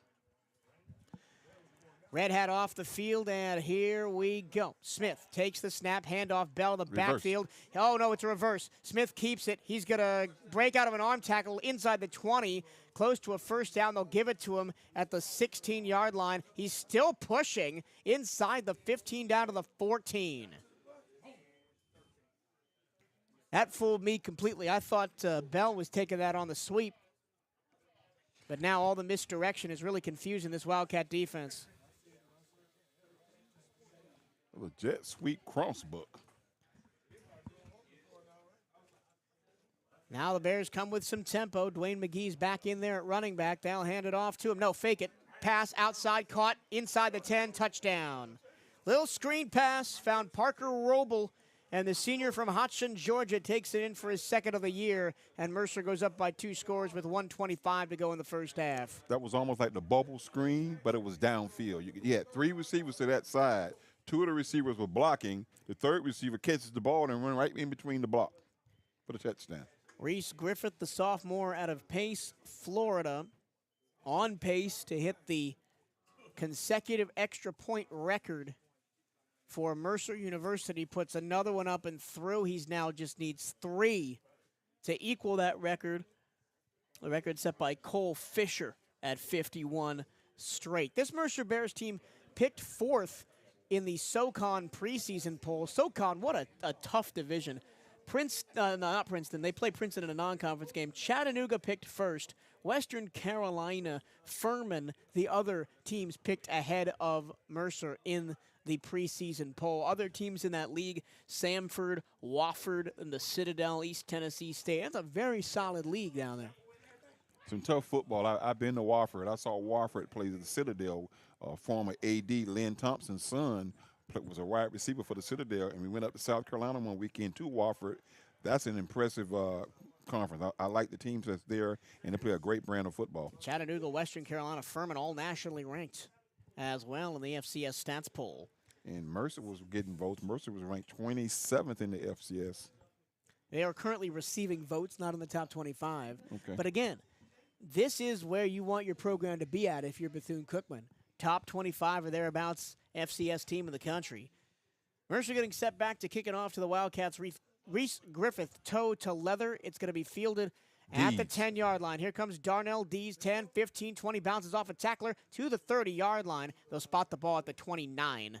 And that's where the Wildcats will have it. 1:20 to go. Still all 3 timeouts for the Wildcats if they can get some offensive momentum here. So what do you do with the offense right here? Do you throw the football, or you nickel and dime it down the field, run a 2-minute drill? I want to see a 2-minute drill. I want to see short, easy passes nickel and that dime. Cam can get some rapport going with his receivers, because all it's been is deep bomb, deep bomb, and when it works, that's great. When you're dropping touchdowns, it's not so great.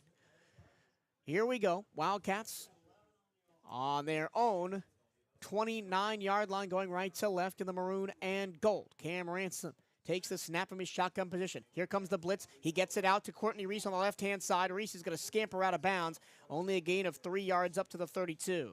You don't want to really stop the clock either, because you don't want to give them the ball back. Yep. And again, Mercer sent a blitz up the middle. Offensive line couldn't handle it. Ransom had to check it down. And Courtney Reese was well covered by the safety, couldn't turn up field as well. 2nd down and 8 from the 31-yard line. They only gave him 2 on the play instead of 3. Ransom against the blitz again. Throws middle, incomplete, intercepted. Off the hands of the receiver and into the hands of the defender for Mercer. TJ Moore, the cornerback, his first interception of the season. 4 interceptions last year in his 4 interceptions in his career at Mercer. He's got one there. And again, another one that's not Cam's fault. Amari Stewart, man, that's the kid that we were looking at last week. The ball tipped off his fingers last week. Turnovers, penalties. Yeah, you don't want. They got a minute and 9 seconds with a great kicker. And a ball at the 35-yard line of Bethune-Cookman, and this kind of spiraling here towards the end of the first half. After we played great ball for 90% of this first half. DJ Smith and company back out on offense. I barely had time to turn the chart over to the Bethune-Cookman offense side. Smith looking, long, middle, touchdown wide open. Kellen Parsons walks in, nobody covered him. He was one-on-one with Tremaine Mejia-Pastor, and Pastor had no chance against the speedy senior wideout from Winston-Salem.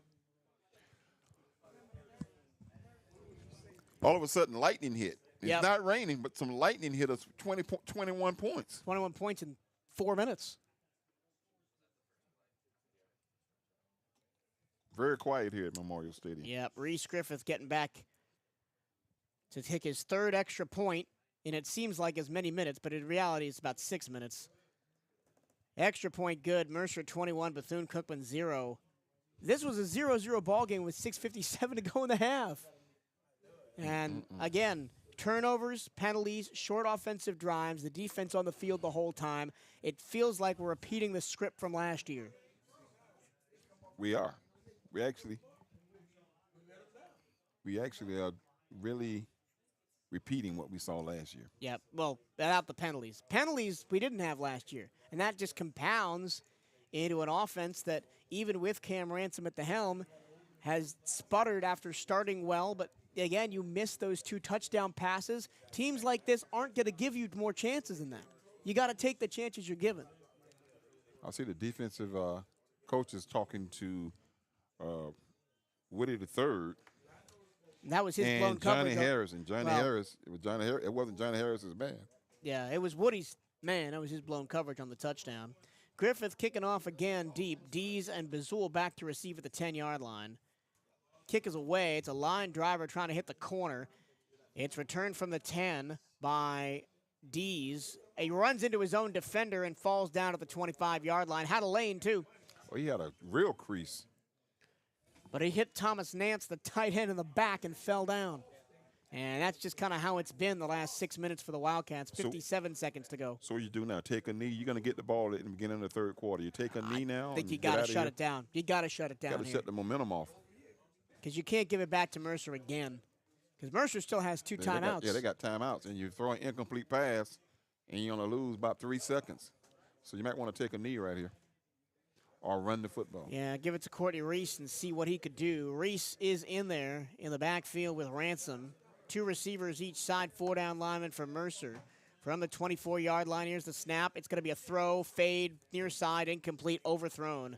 Looking for Jalen Brown, who didn't have a catch last week. He was someone who coming into the year I thought could be the leading receiver on this team. Yeah, Jalen 6'6", 214 from Charlotte. Came from Lewisburg. Looked great last year against Mississippi Valley. He had a great game. Couple of touchdowns.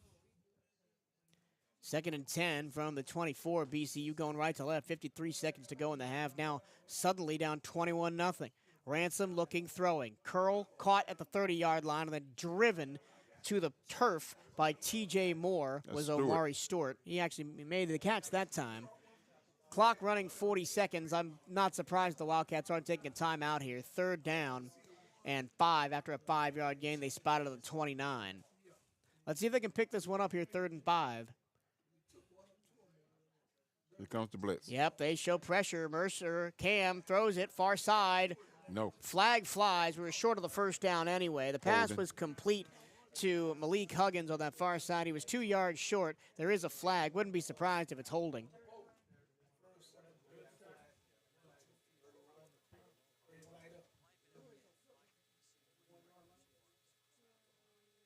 See what the referees have to say.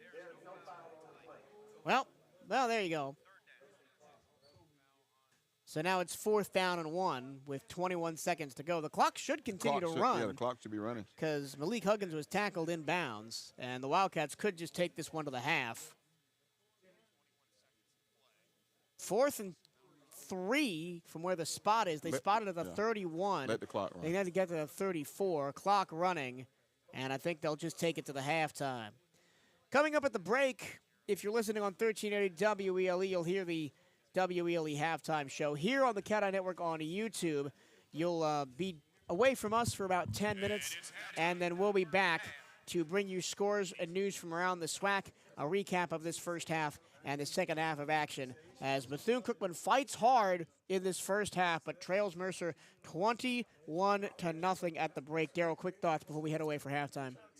Well, we played an even first quarter, and we saw some drops, opportunity for some scores, and the defense was on the field a little while, and we saw them bring, and they began to break. A couple of missed assignments on pass plays, and it cost us 21 points in 4 minutes. Yep. Mercer 21, Bethune-Cookman nothing. Wildcats missed a couple of big chances to take the lead early, and Mercer struck back late in that first half. We'll send it back to our 1380 WELE studios for halftime.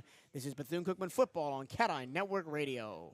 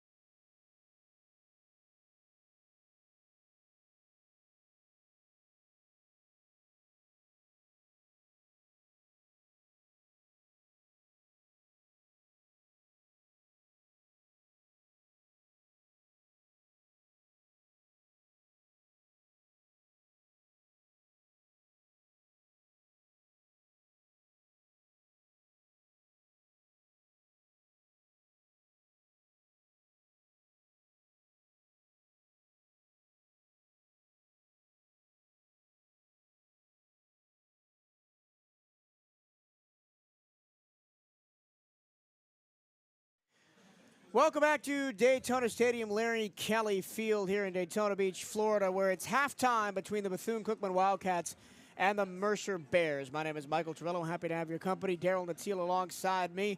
Let's take a look at your Around the SWAC scoreboard. Right now, it's the Mercer Bears 21, the Bethune-Cookman Wildcats nothing. Mercer scored all 21 of their points in the last 6 minutes of that second quarter, finally breaking down a BCU defense that had held firm for most of the first half. Elsewhere today, this is the only SWAC game that's going on right now. Florida A&M at Miami.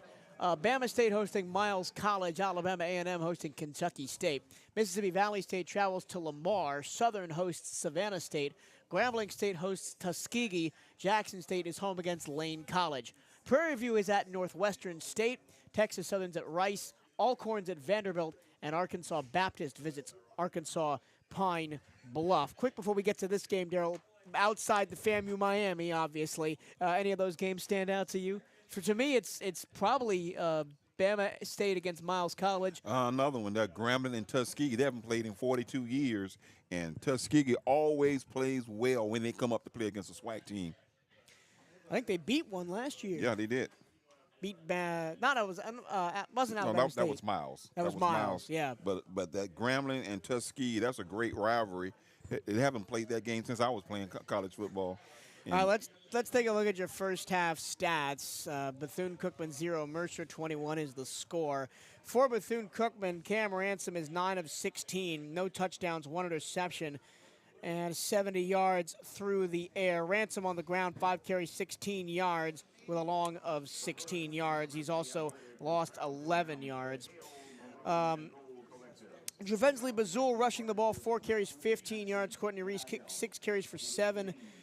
And Darnell Dees, 1 carry for 0 yards. Receiving, Malik Huggins, 4 targets, 3 catches, 33 yards.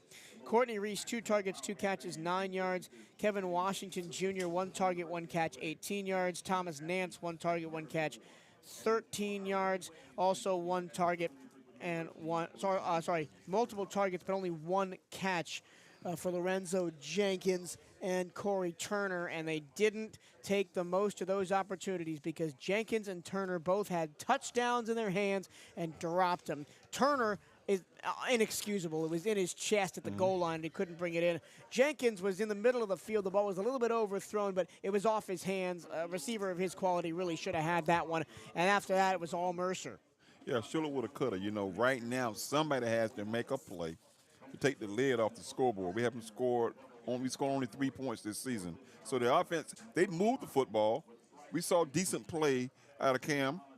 So this second half, somebody has to make a play, either on the offensive line or in the backfield or a receiver. Somebody has to make a play to gain the momentum back. We get the ball back at the beginning of the third quarter.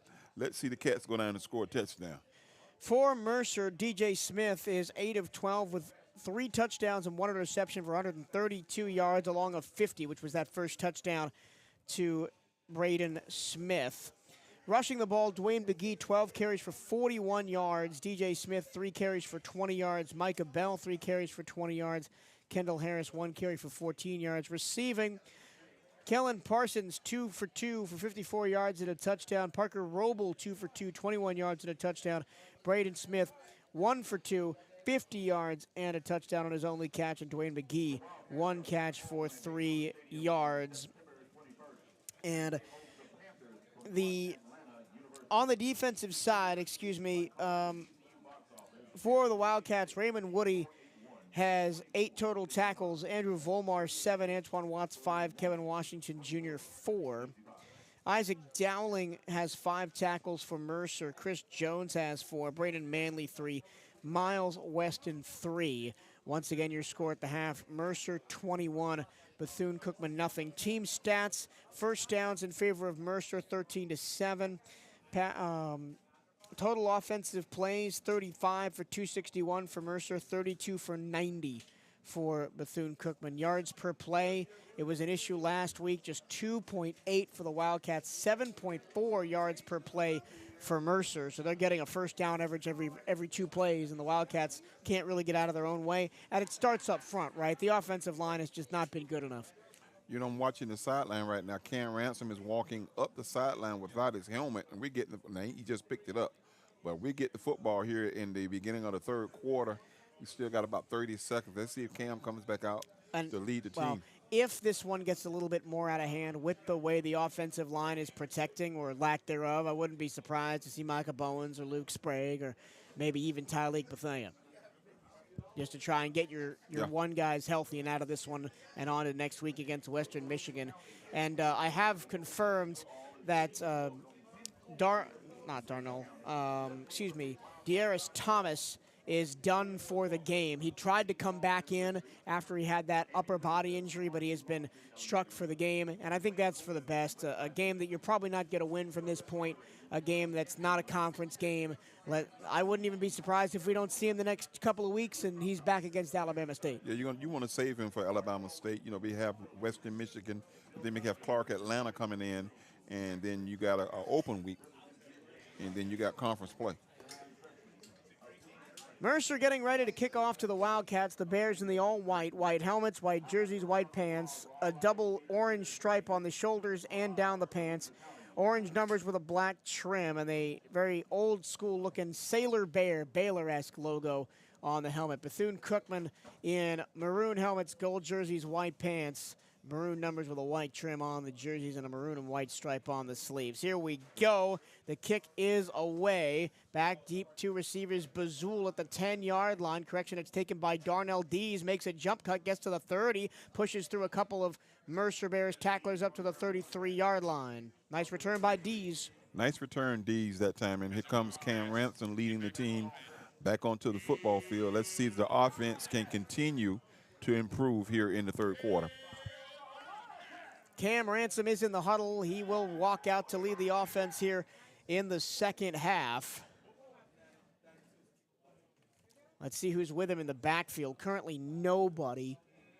Now Courtney Reese walks over there to join him in the backfield. Two receivers bunch tight to the formation to the right, one to the left. 1st and 10 for the Wildcats on their own 33, going left to right. Ransom back to pass, in trouble, steps in the pocket, tries to escape, throws it away, out of bounds.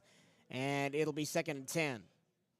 He's fighting for his life back there. Yeah, the offensive line, as this game has gone on, has just gotten further and further away from where they need to be. And that's a big credit to the defensive line of Mercer. All big guys across the front. They're 8 deep at the front four.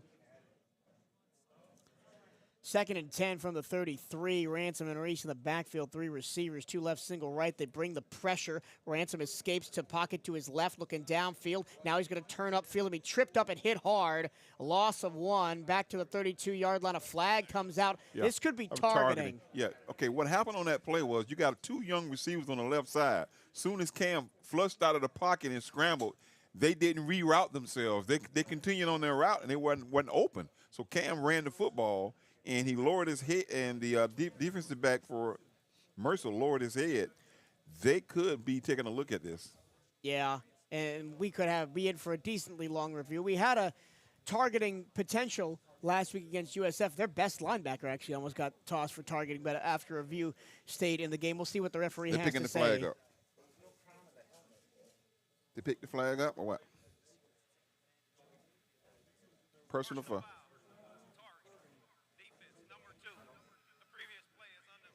They're going to review it. They are going to review it. You got some young receivers, and when Cam was flushed out of the pocket, they didn't break off their routes trying to get open. They continued to run a square out. And if you'd have broke up field, Cam would have had opportunity to toss it to him. So as they review this play, we get a chance to tell you. You can stay up to date with everything Bethune-Cookman Athletics by checking out the Wildcats on social media. Give BCU Athletics a like on Facebook and follow the Wildcats on Twitter and Instagram at BCU_athletics. For the latest on specifically BCU football, follow at BCU Football on Twitter and Instagram. Come be a part of BCU Athletics and support the CatEye Network. If you or your business is interested in partnering with us here on the CatEye Network, you can reach out to the Wildcats Athletic Communications Department at BCU Sports Info at Cookman.edu. That's BCU Sports Info at Cookman.edu. We are so thankful to our partners, Southeast Toyota Dealers and Sergio's Pizza Kitchen, for your support of the CatEye Network and Wildcat football. We are reviewing a targeting play. Did you get the number of who was called for targeting? No, I didn't. Number 2. Miles Redding, the free safety, senior out of Mableton, Georgia, two-way player in high school, but an all-SoCon player last year, 4th on the team in tackles. He is being reviewed for targeting on a hit off Cam Ransom, in which he scrambled to his left. They're showing the replay now. And the problem is there's a couple of dead pixels on the scoreboard for the Wildcats, and it's right in where those dead pixels are is where they're showing the replay. It's hard to see in real time, and it's even harder to see on the replay because they don't have a really good zoomed-in angle. You're just looking at the broadcast cam from up here in the press box. The white hat is still off the field. Here's the call.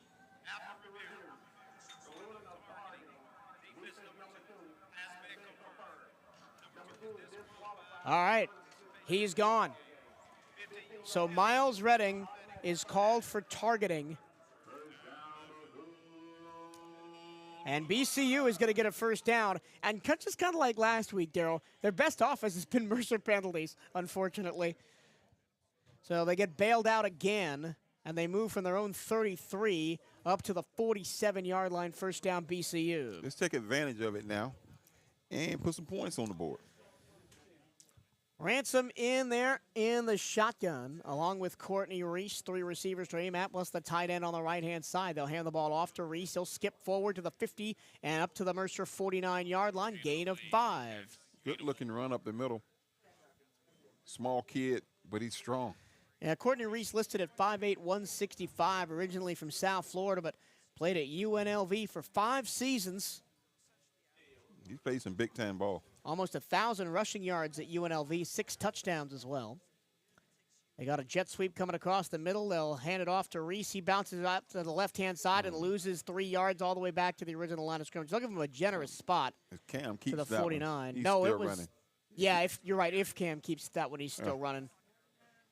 We haven't done enough of misdirection in the backfield, and their defenders are just chewing us up.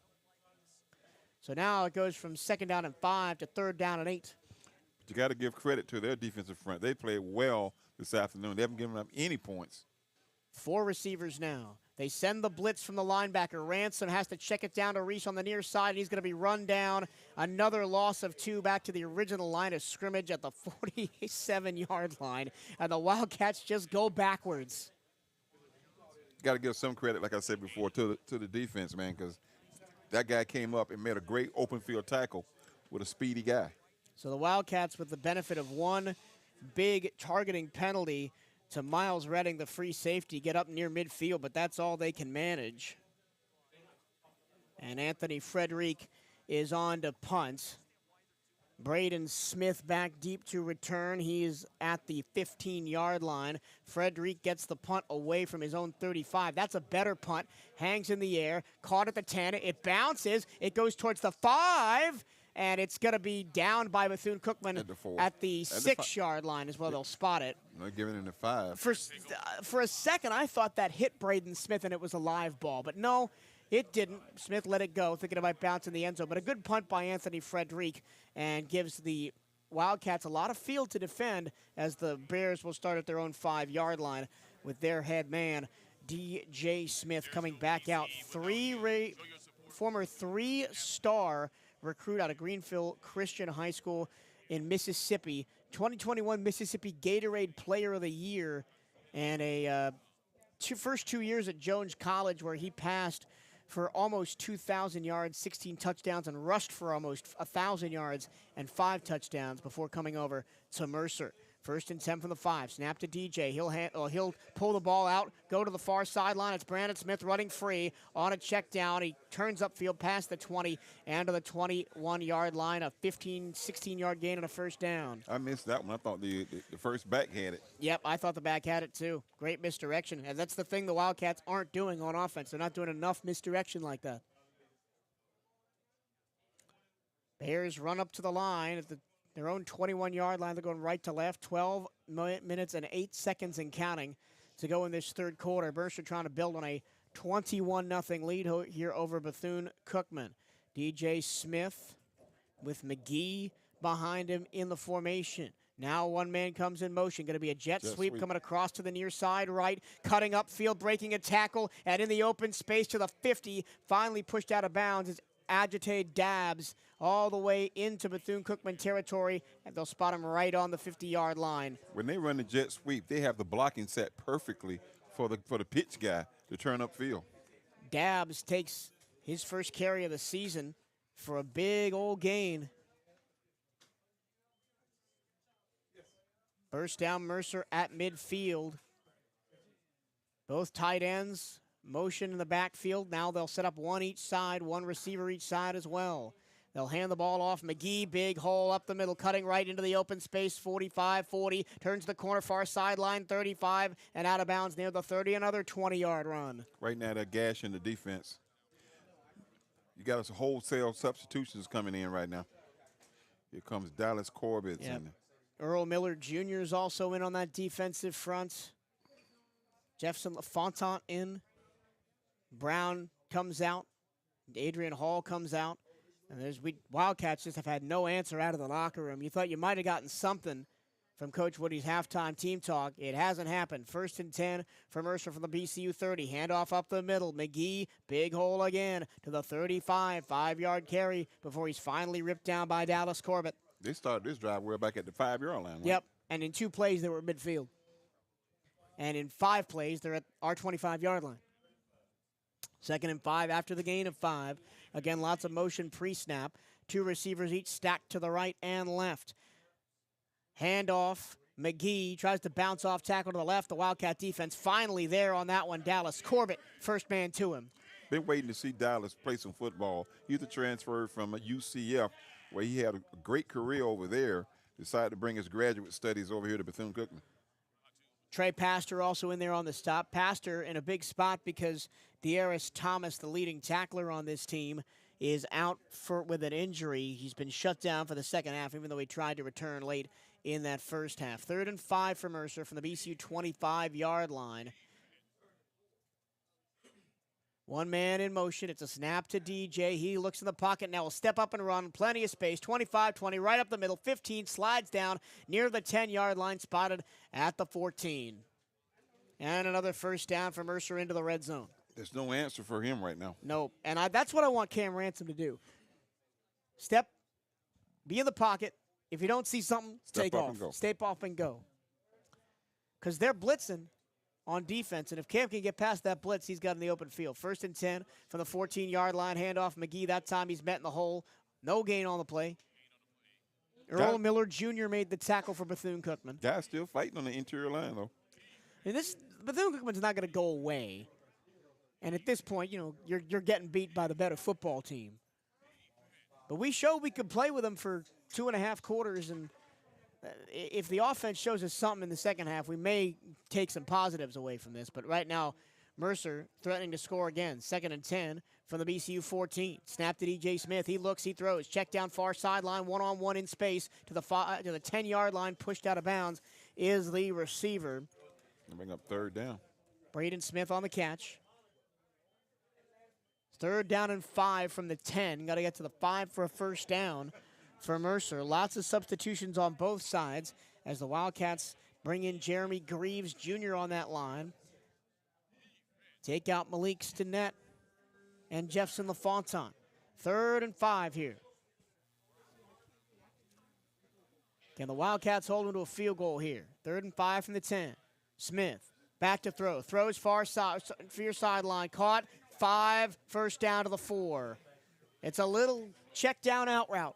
We haven't been able to cover it. Smart play out of the backfield. Tight end just looped themselves out to the flats. Ty Everson, the sophomore out of Blackshear, Georgia, made that catch and gives the Mercer Bears 4th and 1 at the 5. They didn't quite get there. So a chance for a big Wildcat stop here. 4th down and 1. Bears go fast. Handoff, left-hand side. Running to the pylon is Dwayne McGee. He fights for it, and he's there for the touchdown. Nope, he's down at the 1. Still a first down and goal, though. Wildcats held him on 4th down earlier in the game. Couldn't do it there. It's just that easy counter run. 94 yards they've gone so far. Easy counter run. The Wildcats have no answer for it on the defensive side. And it's the kind of plays that the Wildcats were stuffing in the first half. Now 1st and goal from the 1. I wouldn't be surprised if they give it to Dwayne McGee for his 2nd touchdown of the year. They bring in the big boy package. All 3 tight ends set to the left-hand side. Here's the snap. They hand it off to McGee. He's going to power forward for a touchdown. Ran it right behind the big man up front, and it is 27-0 Mercer. 95-yard drive. 95 yards. What, 10 plays? And they didn't go backwards once. All positive yardage, and a lot of them big ones.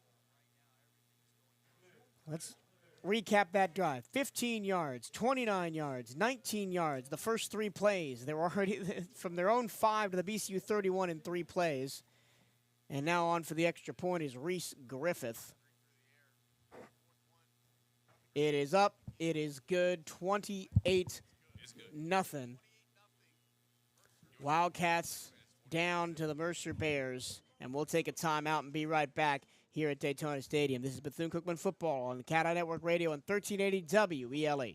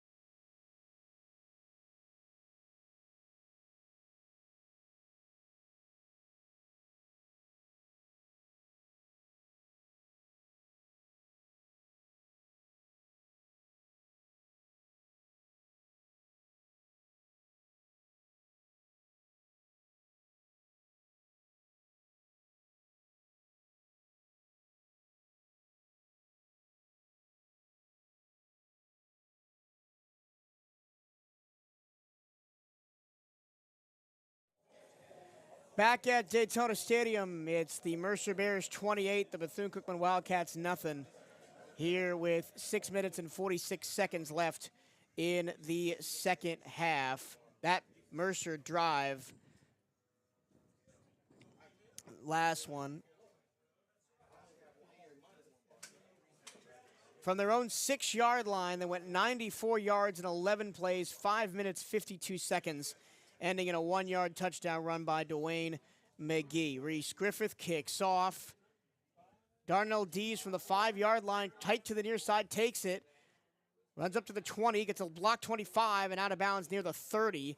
Body spilling all over the BCU sideline, and we'll see who comes out on offense. We were told by Johnny up here in the booth that for the last 3 plays on that last series, the Wildcats on defense had 10 men in the formation. Yeah, I think Raymond Woody III came out cramping. You see him right now walking the sideline with a Gatorade bottle. He came out, and nobody ever took his spot at safety. First down and 10 for the Wildcats from their own 30-yard line. That's why nobody covered that flare on the tight end. Cam Ransom is back out there. 4 receivers to aim at, ball near hash. 6:40 to go, third quarter. They'll hand the ball off. Courtney Reese makes a jump cut in the backfield, falls forward for a 3-yard gain. That's Darnell Dees. Oh, yeah, it is Darnell Dees. He made that same move last week against South Florida, that jump move in the hole. Yeah, Dees getting carries at running back, as I think the Wildcats want to rest some of their feature backs and not get them hurt in a game that's 28-0. So Dees still back there in the backfield. One man in motion. Fake the handoff to Dees. The O-line holds. Cam Ransom throws deep down the field, and it is incomplete. Tight one-on-one coverage, and a flag flies. Donovan Watkins was the defender on that far sideline. Javon Ross was tight to the play, and he almost made that catch through the interference. And you know why it's interference? Because the defender never turned around. It's almost a similar play we saw Travis Hunter make, where the defender had his back turned, and he almost caught that ball on the back of the defender that time. Bon made a play at it, just couldn't hold on to it.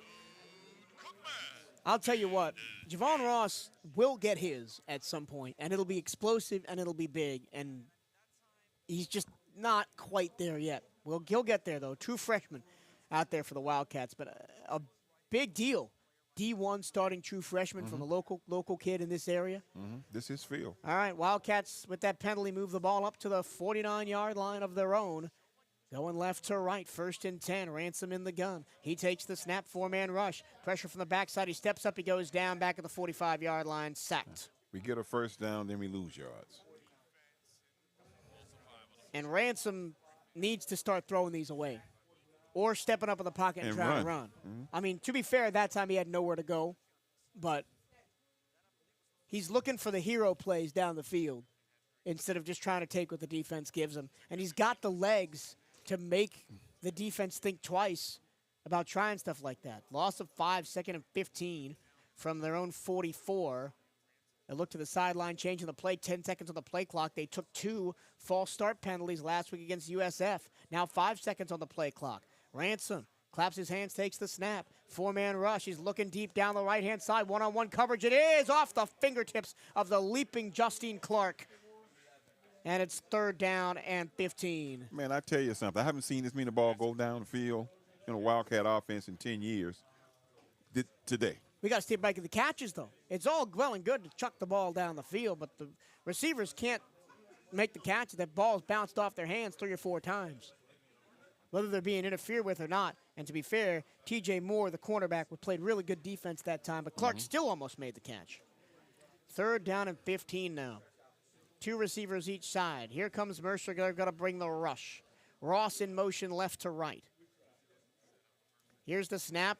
They do bring the blitz. It's going to be a screen pass, and hit immediately as he made the catch was Courtney Reese, and he lost more yards. Yeah, he read that perfectly because he ran right between the offensive guard and tackle who had set up for the screen. 4th and 20, and here comes the punt unit once again. Well, Cade Hector's getting a good workout these last 2 weeks. Well, he said he gets on the field, 4 or 5 times a game. So 9 punts last week. We may be up towards No, that's there. Frederic. Oh, sorry, Frederic. I did mean Frederic. My apologies. But Frederic getting a workout these last 2 weeks. 9 punts last week. Cade Hector's only seen the field to kick off in the first half. That's the only time he's been on the field.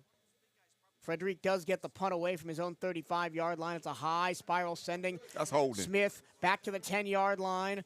He's running laterally left to right all the way across the field. A flag does fly in the backfield. He turns the corner to Smith, gets up to the 25-yard line. And I think you're right. I think it is holding. There were a couple of holding. That was a holding before he even caught the ball by the up back. 4:13 to go, and Mercer's going to get the ball deep in their own territory after what we assume is a holding on the return team after another pretty good Anthony Frederic kick. Frederic's getting a workout. So half the distance to the goal. So it'll go back from the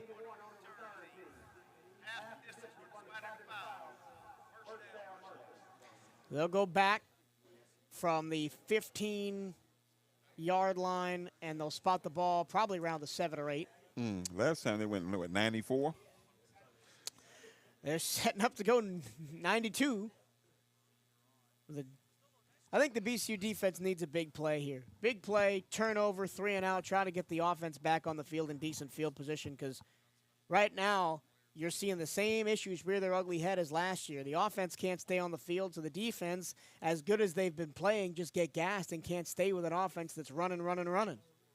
I see Luke Sprague down there warming up. I don't know if he's going to come in. He's been throwing there all game, but Okay. he hasn't really been a serious look. But I think if Mercer goes down the field and scores again, we may see some shuffling of the Wildcats on offense. Here we go. 1st and 10 for Mercer from their own 8-yard line, going right to left. DJ in the backfield, breaks out of a tackle. Now he's dragged down by his toenails. That was a great call right there. What a sack by Educate Brown back at the 2-yard line. Educate had him by his socks. I thought he'd slipped out of that Educate Brown tackle. We got now an injured player. and I think Brown has stayed down. No, it's Adrian Hall who stayed down, and we have a timeout on the field. But man, oh man, what a play by Educate Brown. Shot that gap, contacted DJ Smith almost after he took the snap. Yeah, DJ broke out of it, and then as he was laying on the ground, his face to the sky, Educate reached over, grabbed him by his DJ sock. Smith by his big toe and dragged him down to the 2-yard line. He's coming off on his own power, Mr. Hall is. You can take the pizza out of New York, but you can't take the New York out of the pizza. Stop by Sergio's and experience the flavors for yourself.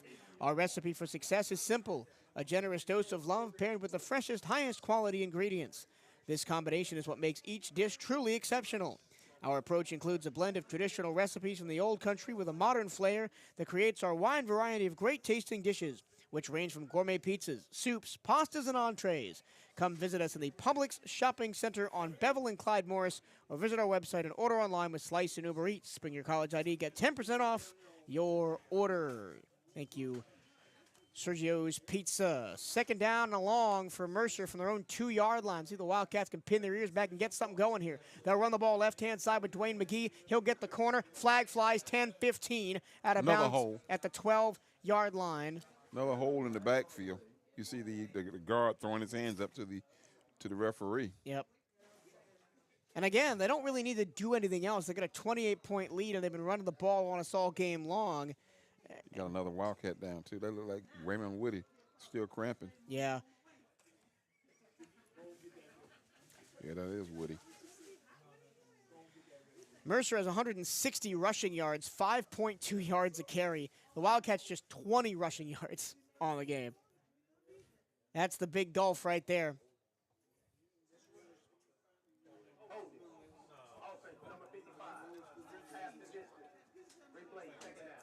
So it'll be 2nd down from the 1-yard line of Mercer.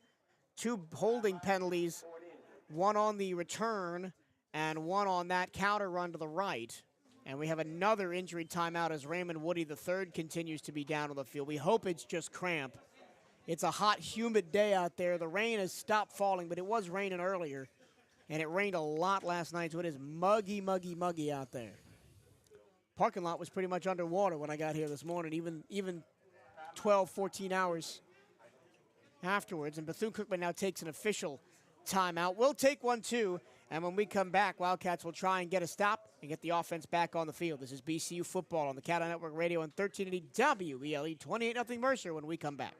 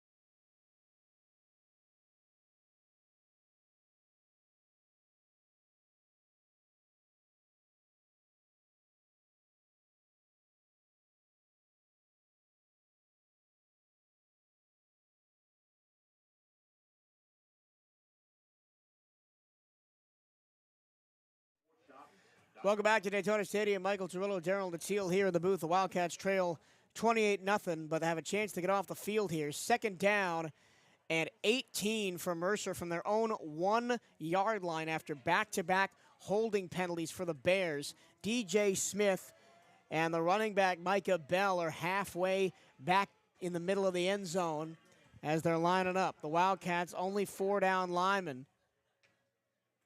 Smith back to pass. He's under pressure. He's going to go down. It's a safety for BCU. They're on the board. I know Las Vegas is going crazy right now.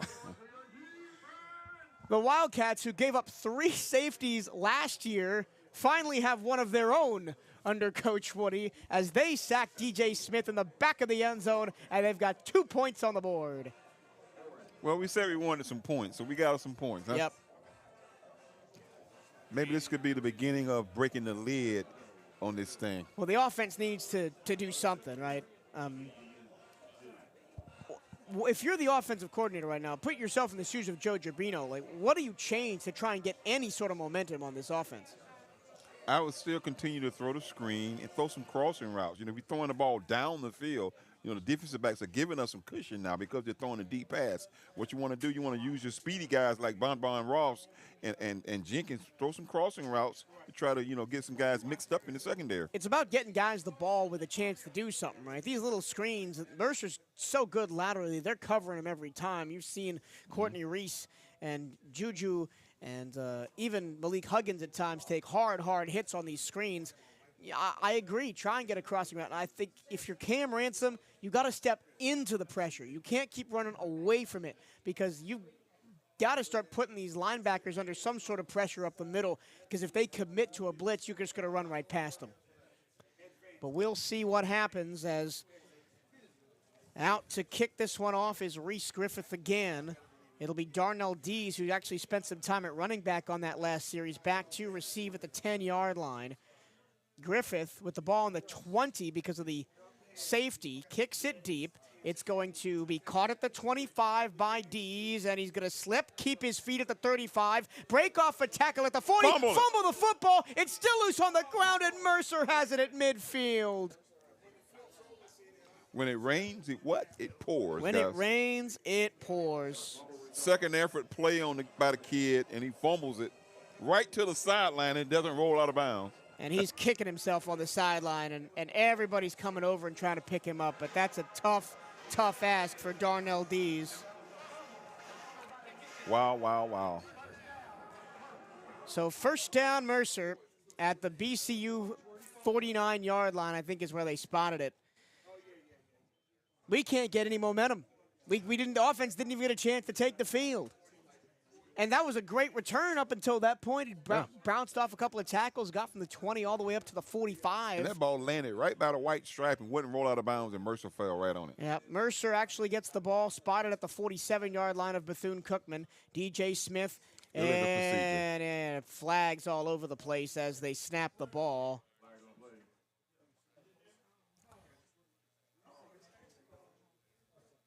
Ball start. Nope, no flag. They picked the flag up. Here we go. So it'll be 1st and 10 for Mercer from the BCU 47-yard line after Darnell Dees, who had 296 yards, averaged 22.5 yards per punt return, kickoff returner. Last year fumbled the ball after a nice 20-plus yard gain. Handoff, McGee left behind the right tackle. And he's going to be tackled for a 2-yard gain to the 45. Somebody has to get angry on that defense, and that was a great tackle that time. Earl Miller Jr. made the stop. Defense needs to stand tall right here. 3 minutes to go here in the third quarter. 2nd and 8 for Mercer from the 35. 4-down lineman for BCU, 2 linebackers. 3 receivers in the pattern, 2 right, single left for DJ Smith, who takes the snap, pressure from the backside. He throws deep over the middle, deep cross, caught by Braden Smith at the 30. He's run out of bounds right there, but another big play, 20-plus yards for Mercer. Run out of bounds by Antoine Watts, the strong safety. We thought we had DJ Smith in the backfield again. He just escaped and bought enough time to find a wide-open receiver down the field. 1st and 10 for the BCU 29. Bears bunch 3 receivers to the left. 1 man in motion all the way out to the left-hand side. Smith screen inside to the running back Tyrell Cord. He busts through all the way inside the 20 and is down near the 10-yard line to the 12. That was a good-looking screen, man. Middle screen, it was jailhouse break. And they ran all the motion to the opposite side of the field, so the Wildcats didn't have enough men over there to stop it. Another big first down for Mercer. They want those points back, and they want them in a hurry. 1st and 10 at the 13 for the Bears.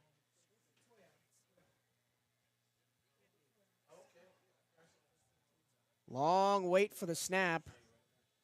2-by-2 stacked up. Ball far hash. Handoff right side, Tyrell Cord. He's trying to get past the lineman. He does. Falls forward inside the 10 all the way down to the 6. Gain of 8. They smell blood. Tyrell Cord, who only had 3 carries for 9 yards last week against Presbyterian. They're spreading receivers out wide, letting the running backs just chip off the edge.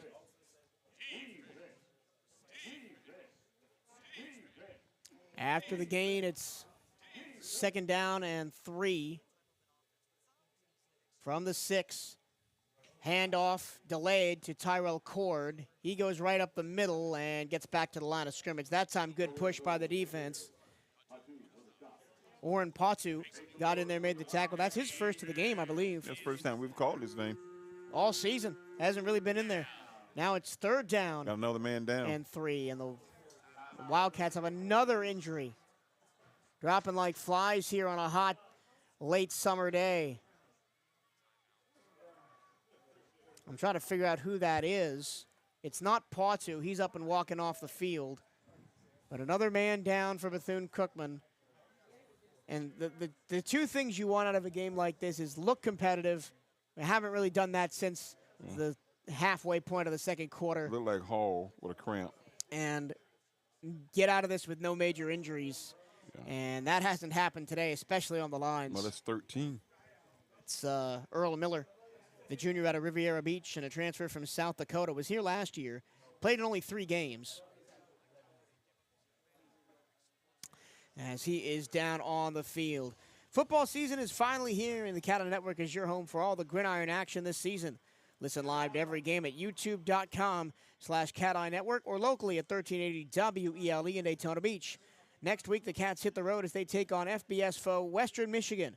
Catch the hometown call right here on the CatEye Network. Daryl Yule and I will be up there in Kalamazoo next week. I'm checking the weather right now. It was 50 degrees this morning up there. Not really great for our Florida sensibilities of what weather is. Football is back at the beach. You can get your tickets now at the BCU box office at Ticketmaster.com. Don't miss your chance to see the Cats in action as they take on Clark Atlanta Saturday, September 21st at 3 p.m. Call the ticket office today at 386-481-2465 or visit Ticketmaster.com. That's 386-481-2465 to get your Wildcat tickets. And we were a little bit worried before the game that there wasn't going to be a lot of people in attendance today. It's filled out a little bit, even here in the 3rd quarter with the Wildcats down by 26. Yeah, I'm looking at one former BCU receiver down there with the gold jersey, number 21. That's Leon Beanie Gonzalez. Played with the Dallas Cowboys for out of Jacksonville. All right, 3rd and 4 now from the BCU 7-yard line. DJ Smith with a full house in the backfield. He takes the snap, looks to pass, pressure up the middle. Now he squirts away to the 5. He gets clobbered upside the head at the 5-yard line and is not going to get the first down. Needed 4, got 2. It's 4th down. And I think they're going to, if I'm Mercer here, I call off the dogs and just send in the field goal unit. No, they're going to bring in another running back. Yeah, they're going to go for it on 4th and 2. They're at the 5, need the 3. Let's see who they bring in as a back. There's no running back in the formation right now for Mercer. They're going to let the quarter run out. Oh, yeah, because there's only 6 seconds left in the quarter. Good catch on that. It's the end of the 3rd quarter. Bethune-Cookman finally on the board via a safety, but Mercer is knocking on the doorstep, and we'll have 4th down and 2 at the Bethune-Cookman 5 when we start quarter number 4. Your score here from Daytona Stadium, the Wildcats 2, the Mercer Bears 28. We'll take a break and be right back. This is BCU Athletics on the CatEye Network Radio and 1380 WELE.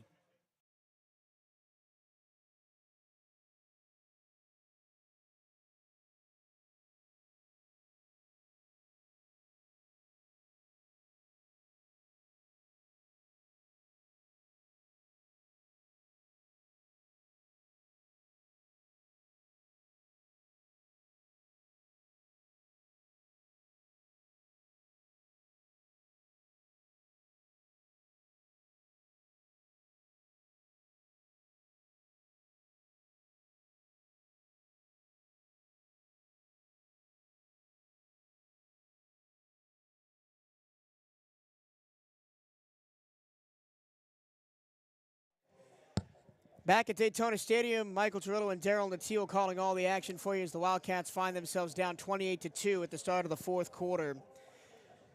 You love Bethune-Cookman University sports? Of course you do. Then don't miss Hail Wildcats Radio, the podcast that takes you behind the scenes of all 15 Wildcat sports programs. Hosted by the voice of the Wildcats, Michael Turillo, and featuring the expertise of sports information directors Bryce Wojnowski and Brian Harvey. Hail Wildcats Radio delivers unparalleled coverage of your favorite teams.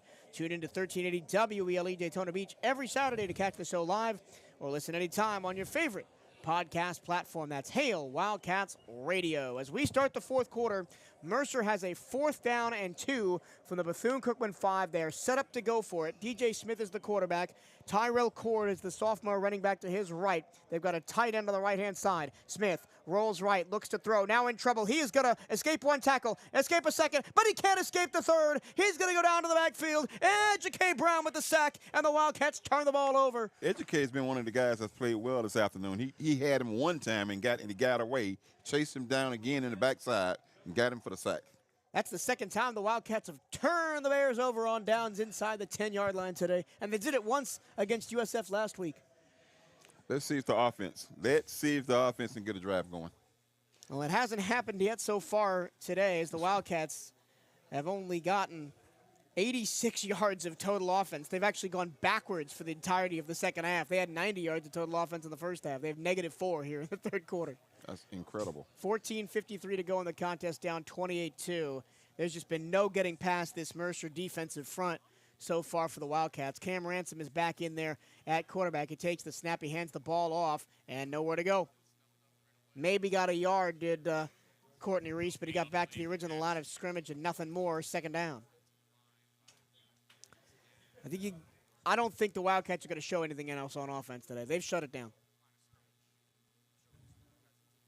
Now an empty set, though. 2 receivers to the short side right, 3 to the near side, the big wide side left. You got the blitz showing, too. Ransom against the Brits. Throws it, far side, caught by Reese. Gain of 3, steps out of bounds at the 19-yard line. So it's going to be 3rd down and 7. And it's not a bad play, but again, now you're setting up 3rd down and long. They bring Courtney Reese back into the backfield now to partner with Ransom. As that front 7 of Mercer gets set to pin their ears back and come again. 3rd down and 7 for the Wildcats on their own 19. Here's the snap. Ransom in trouble, escapes to his right. Looking downfield, flag flies, pass incomplete. There was a hold in the back anyway. Hand on head for Amir Hadazik, I think. No, correction, Traveris Hammond, the right tackle. They're probably going to decline that penalty for the 4th down. Yep, 4th down. And another 3 and out for the offense, and they got 2 yards on that series. Well, 3 yards.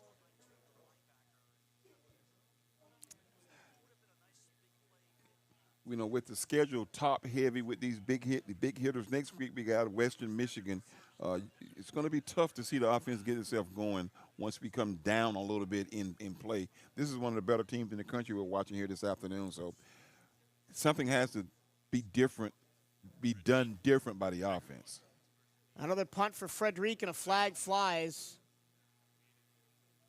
Illegal substitution. Yep.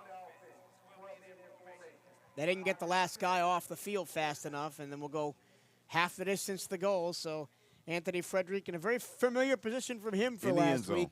Halfway back in his own end zone.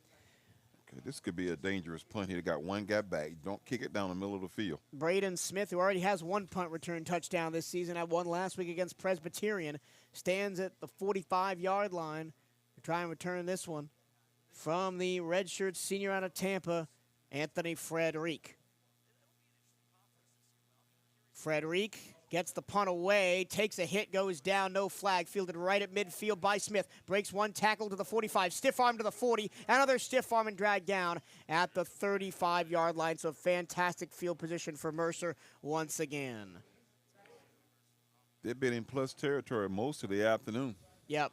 And ever since that first 50-yard touchdown from DJ Smith to Braden Smith, it's been a completely different ball game. Because we thought the Wildcats were running with him in the first half, and Oh, and we'll back it up after another holding. This has been a sloppy game on both sides. We've already had a Mercer Bear ejected for targeting. That was Miles Redding, the safety, after a hit on Cam Ransom in the third quarter. And they'll back him up all the way to midfield. So Mercer will start 13:35 to go in the fourth quarter, up 28-2. Now, I will say this for our defense. Mercer put 63 up Presbyterian last week. We were nowhere near that. Well, you know, at the outset, we said we wanted to see something positive come out of this game. You wanted to see some momentum being built and some continuity on offense and defense, and we've yet to see any of that this afternoon. And the three of the four touchdowns that Mercer has had have been big blown coverages in the back end. And then they got the one rushing touchdown. Actually, back Mercer all the way up to their own 40-yard line. So 1st and 10 going left to right. DJ Smith still in there. He takes the snap.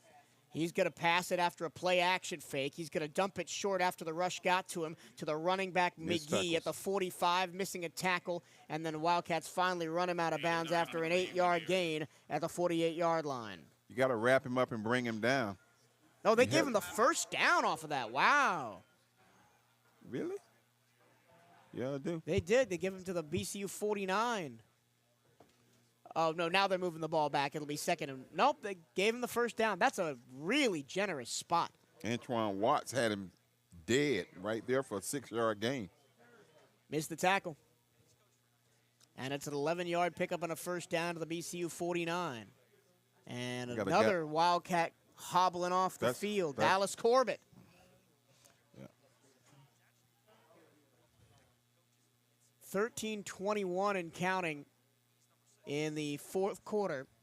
And I wouldn't be surprised if Mercer just doesn't throw the football at all for the rest of the game. Or if they do, it's short passes like that. 1st and 10 for Mercer from the 49 of BCU. Delayed handoff. Huge hole up the middle from Micah Bell. He powers forward. First down and more. Past the 40. All the way to the 36-yard line. Gain of 14. He put his head down and said, let's go. Hit that hole, man. Yeah, and even if they don't throw another pass the rest of the game, they still may get 120, 130 more yards in the last 12 minutes. We got a second team in now. Because that rushing attack has just been so good for Mercer, especially in this second half. Bell still in there at running back, 1st and 10 at the BCU 35. Wide open. Wide open wheel route. Same exact play they got the touchdown on in the first half. It's a touchdown in the second half. There's a flag behind the field, back in the backfield. I think it might be a late hit on the quarterback. The touchdown was to Samuel Albee, the tight end. Holding. It's a holding on the offense that takes away a touchdown. Wow. That's a nice play. We need to put that in our playbook. That wheel route, they got the touchdown on that first half. They almost had another one out. You roll to one side or you flood one side and that back slips out in the backfield and the flats. Nobody there. Yep. And another dead ball penalty maybe coming against Mercer for complaining. Yeah, we'll see. Somebody said something. I'll tell you what. If you're Mike Jacobs, you may be up 28-2 right now, but I don't think you're happy about this performance, especially after the game you played last week with all the penalties and all the missed opportunities that you've had, the safety, the fourth down, can't convert in short yardage. And another potential penalty coming here for unsportsmanlike conduct. We've got a referee talking to Kellen Parsons, the senior receiver out of Winston-Salem.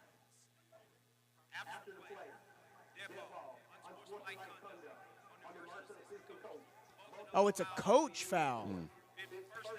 So the coach was arguing the call, and the referee didn't like it, so they'll back up. The original line of scrimmage was the Bethune-Cookman 36-yard line. They have spotted the ball on the Mercer 39. I can't even count that high. Maybe that's, almost 50 yards? A long way to go for Mercer. 35 yards. But it is first down. They've got 4 downs to get there. It's about to make a play on defense. Snap to Smith. He'll look to throw on play action. Plenty of time in the pocket. Now roll around to his right. Moving receivers around. Pressured all the way back to the 30. He's just going to throw the ball away. Good job by the secondary not to let anybody open. And then late pressure coming up from Steven Sparrow Jr.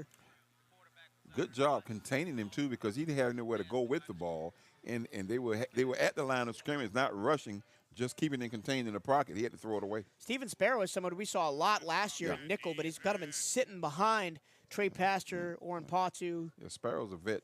He can play. He's now a junior out of Jones High School, Steven Sparrow. Second down and a country mile.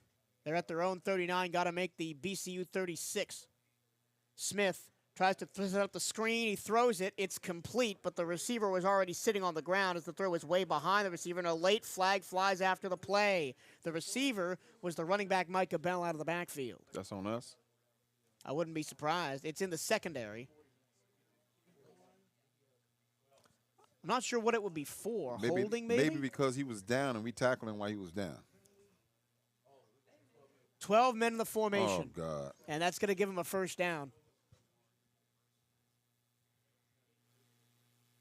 I'm definitely bringing up the penalties with Coach Woody in our interview segment next week, because this is completely unlike the team we saw last year. Oh, it's an ineligible man downfield on the offense.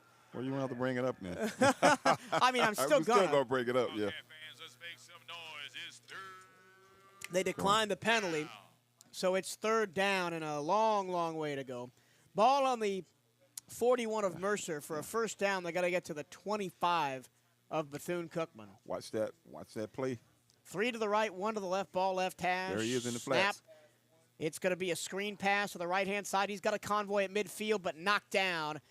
Ball's out. I think Mercer did recover, but the Wildcats will get to a fourth down and long. The ball will be spotted at the 47-yard line of Bethune-Cookman. They did that little bubble screen. That was very dangerous. Here comes the punt team.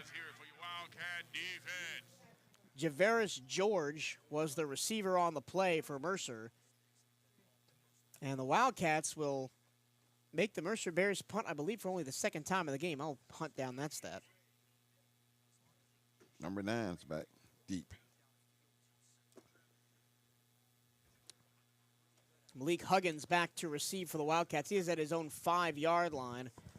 Punting for Mercer, John McConnell. He gets it away. It is letting it go. It bounces at the 2 and ricochets to the 3-yard line and is going to roll back to the 1. Did we see the same thing happen last week? Exactly the same thing happened against USF. That ball looked like it was going to fly through the back of the end zone. It kicked up at the goal line and just sat there. And the Wildcats, they got to be careful not to give up a safety of their own now. Wow. Because they've been going backwards the entirety of the second half. This is what you call growing pains right here, guy. In the entire second half, the Wildcats on offense have -1 yards. Their best offense has been Mercer penalties. It's the only way they've gotten first downs in the second half. So, Ransom trots back out there with what looks mostly like a second team of receivers. Courtney Reese is still the running back. There you got McCants, Ross, and I can't see the other guy. 3 receivers all to the left. Snap 5 yards deep in the end zone. They're going to hand the ball off. Reese escapes out to the 5, breaks a tackle 10, and gets downed at the 11-yard line, almost a first down carry. Good looking run. Yeah, I thought that was going to be a safety when he handed that ball off. Because he bounced it from the backfield to the side. And that play was originally designed to go to the right, and Courtney Reese aborted ship at the last second, went to the left and picked up 9 yards up to the 10-yard line. Second down and 1 for the Wildcats. Let's see if they can get a first down here. Play fake. Ransom steps up, looking deep, has a man open, and it's way overthrown. Malik Huggins was out there, had a step on T.J. Moore, the corner, but that pass was just way overcooked. Cam has went to the well a number of times this afternoon. He's connected once? And on that play, little mini rant, it's 2nd and 1. If you don't see it, you had a lane. Run the ball, get the first down.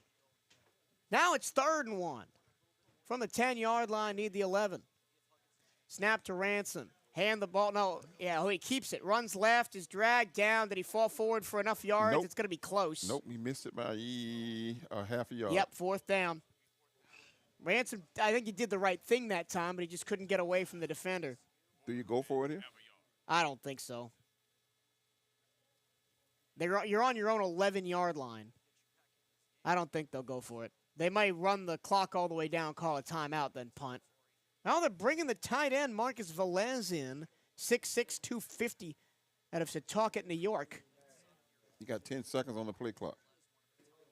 They might try and sneak one in here. You're going to call a timeout now with 5 seconds. 4 seconds left. 3, they're set. 2 seconds. 1, clap of the hands. The snap is there. No, flag. Flag. No, they just didn't get the snap off. They call it legal procedure. That's what he called it. Well, now they got a punt. It's a false start. They got the playoff in time, but they false started. Thomas Nance, the tight end. I don't hate the call, right? You bring in both the big tight ends on the right-hand side. Took too long. And they picked it up. Just false started. And now they will bring in the punt team and give another chance for this terrific returner, Braden Smith, to try and get another one. He's got to set up shop at midfield as Anthony Frederic has got his heels to the back of the end zone. A familiar sight for Anthony through the first 2 weeks of the season. Wildcats down 28-2, 8:55 to go in the game. They come after the punt. Frederic gets it away, spiraling back to the 45. Fair catch by Braden Smith because he had McCants bearing down on him. Good job by McCants, by the way. He was shot out of a cannon. He's a great special team player, man. If Braden Smith didn't call for that fair catch, he was going to get run over like a freight train. So it'll be 1st and 10 for Mercer from their own 46-yard line. Sorry, 44-yard line is where they officially spot it. And we'll take a quick break. And when we come back, BCU defense back out on the field trying to get another stop here on the CatEye Network Radio on 1380 WELE.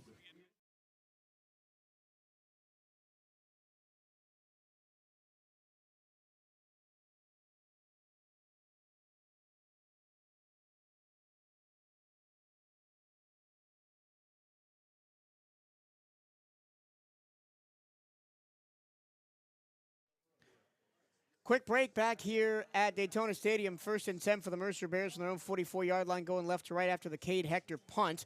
DJ Smith, handoff left-hand side, and breaking a tackle, skipping forward and falling down for an 11-yard gain at a first down is Tyrell Cord, the sophomore. Smash mouth football here the last part of this quarter, watch. Owns the Cox Mill High School record in Charlotte, North Carolina in rushing touchdowns with 33, does Tyrell Cord. 1st and 10, into BCU territory goes Mercer at the 46, excuse me. Snap to DJ, handoff Cord. He gets through the first level untouched to the 40-yard line for a 6-yard gain, 2nd and 4. And you're right, I think they're just going to run the ball the last 8 minutes. The Wildcats are going to have to stop them. And they're going to take 30 seconds off the clock every time. Up 28-2, and the Wildcats have not shown anything offensively. One man in motion. Smith back to pass. He steps up in the pocket and runs, gets away from one tackler, splits a pair of defenders to the 30, still on his feet, spinning his way to the 25-yard line. And a 20-yard carry for DJ Smith after nothing was open down the middle. And that's what Cam Ransom has to do. Another injury timeout. I think this time it's a Mercer player. Yeah, I think that's the quarterback. It is. It is DJ Smith who's temporarily down. Nike is the official outfitter of the Bethune-Cookman Wildcats. Gear up on the newest BCU Nike gear at Nike.com/Bethune-Cookman Wildcats. And make sure you are representing Bethune-Cookman University Athletics to the fullest. Buy the latest BCU gear online at the Bethune-Cookman online store. Go to BCUathletics.com and click on Shop to find the newest BCU clothing and apparel. That's BCUathletics.com and click on Shop. Coming up for the Wildcats next week, they've got Western Michigan, another high major game, going on the road to an FBS team. That'll be a 6:30 Central, 7:30 Eastern kick from Kalamazoo. And after that, home against Clark Atlanta, and then the SWAC schedule begins. So DJ Smith is off the field. It's a new quarterback for the Mercer Bears. It's Hess Horn. He pitches it left to Tyrell Cord. He gets a nice block and gets to the 20-yard line on 1st and 10. That's a gain of 8 yards. spot him at the 19-yard line. Hess Horn, the redshirt junior out of Eufaula, Alabama, transfer from Missouri State, was 5 of 6 for 30 yards and a touchdown last week in reserve against Presbyterian. Coming up next for Mercer, they start conference play by going to the favorites, Chattanooga. Another handoff to Cord. He breaks a tackle, gets crunched in the middle of the field, but it's enough for a first down to the 14-yard line. Big hit for the Wildcats on that one by Joshua Thornhill. We saw Shelton Quarles come out on that last play. He was at linebacker, came out limping. Yeah, nice tackle by Thornhill, the redshirt junior. 56 tackles through his first 3 seasons with the maroon and gold. So Hess Horn, former 3-star recruit, didn't play in 2 years at Missouri State. And he's sitting behind the electric G.J. Smith here at Mercer, but a good chance now with Smith off the field with that injury and probably for the rest of the game. And Mercer calls a timeout to avoid a penalty for delay of game. Stay up to date with everything Bethune-Cookman Athletics by checking out the Wildcats on social media. Give BCU Athletics a like on Facebook and follow the Wildcats on Twitter and Instagram at BCU_athletics.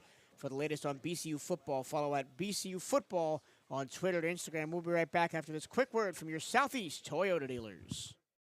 Today's highlight is brought to you by Toyota. At home or on the road, they're never the underdog. Toyota, let's go places. It'll be second down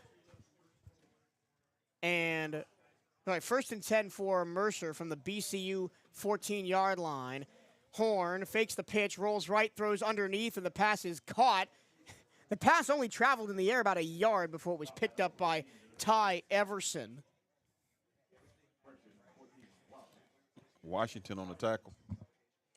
If the Wildcats don't get another point today, this would be the first time since 1986 that Bethune-Cookman finished a game with only 2 points. Thank you, Bryce Wojnowski, for that stat. Loss of 3 on the play, second down and 13 now. Horn over the middle, intercepted. No. Oh, I thought it was picked. Joshua Thornhill made a diving attempt at it, and the ball squeaked through his hands and went into the end zone. Horn really raced that ball over the middle. He was looking for Agitate Dabbs, and it was incomplete. And now it's third down and 12 for Mercer from the BCU 16-yard line. And if you're Hess Horn, right, you've been sitting all game watching DJ do his thing. You get a chance and think, oh, I want a touchdown pass here. You overcooked that one.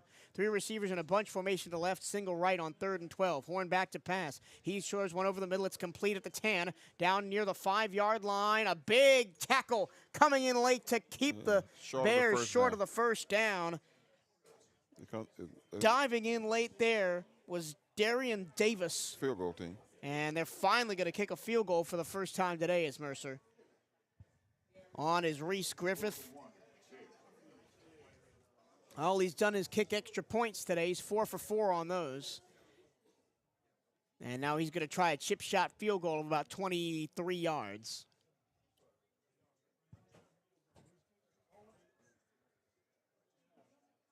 The holder is the quarterback, Hess Horn. And Griffith puts it up, and it is good. No, flag on the play, delay a game. Oh, well, they'll do it again. He's from a 5 yards He's a left-footed kicker. I just realized that, too. I don't actually think that's him. No, it is. My apologies. The font on the Mercer uniforms is a little hard to read out without the magnifying glass. But they'll back him up 5 yards and do it again. He did make the chip shot for the record. So now they'll set up the field goal from 28 yards. The left-footer Reese from Pace, Florida, puts this one up. This time it is good. And it is 31-2 with 4 minutes and 35 seconds to go in the fourth quarter. We'll take a timeout on the field. And we right back with the Wildcats on the ball. This is BCU Athletics on the CatEye Network.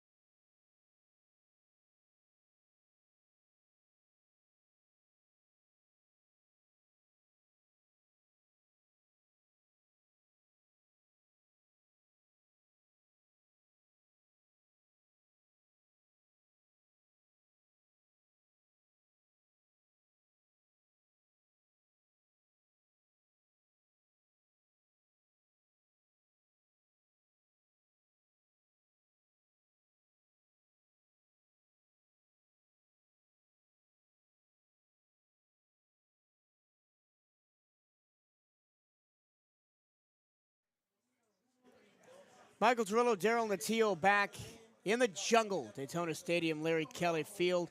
It's the Mercer Bears 31, the Bethune-Cookman Wildcats 2, as the first field goal of the game was up and good by Reese Griffith before we went to break.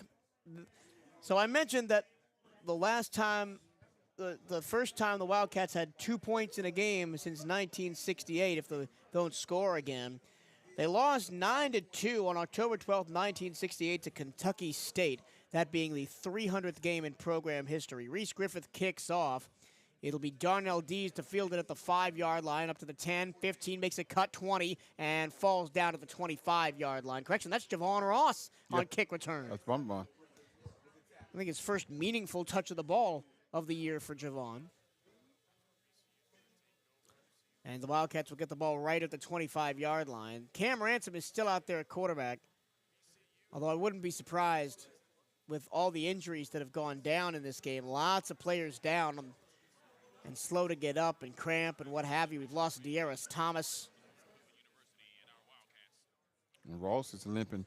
He got hit pretty hard on the I wouldn't be kickoff. surprised if maybe Cam Ransom was not out here for the last 4.5 minutes. But here we go. 1st and 10 going right to left for the maroon and gold. Play action. Ransom looking to throw with the left arm. He escapes the pocket and is wrestled down for a loss of 1 and a sack. Just nowhere to go with the ball for Cam Ransom, either through the air or on the ground.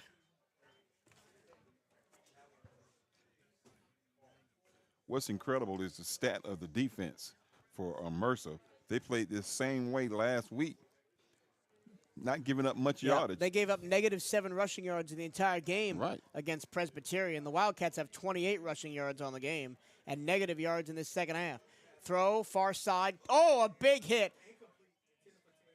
Wow. Amari Stewart had that ball in his chest, but a big hit by number 17, Caleb Hutchinson, the free safety. Means it's 3rd down and 12 for the Wildcats, and in danger of going 3 and out again with a -yard drive. The Wildcats have 6 total yards, 6 positive yards in the second half. They're in danger of going the whole game under 100 yards.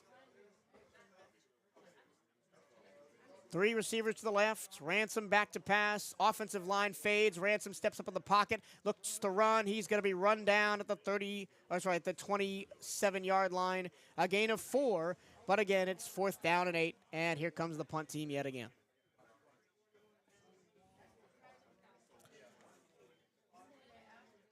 We've only had 9 first downs today. We had 14 last week against USF. I think we played better last week over in Tampa than we did this afternoon. I think we're seeing a real stingy defense. I got to give credit to the Mercer defense. They play excellent football, but we saw in the second half over in Tampa, we played against their second team, and we played with them. Frederick heels on his own 10-yard line, gets the punt away. Back deep is Braden Smith. He will let it roll. Back to the 30. It stays in bounds, rolling, tiptoeing that left sideline, and comes to rest at the 18-yard line. A really good punt by Anthony Frederick. And guess who downed it? Don't look. Number 81 again. Yep, McCants. He's been the up man all day on that special teams unit. The Wildcats may not get another chance on offense with 2:53 to go in the game. That might be it. We might just get 99 yards total on the game. We'll see.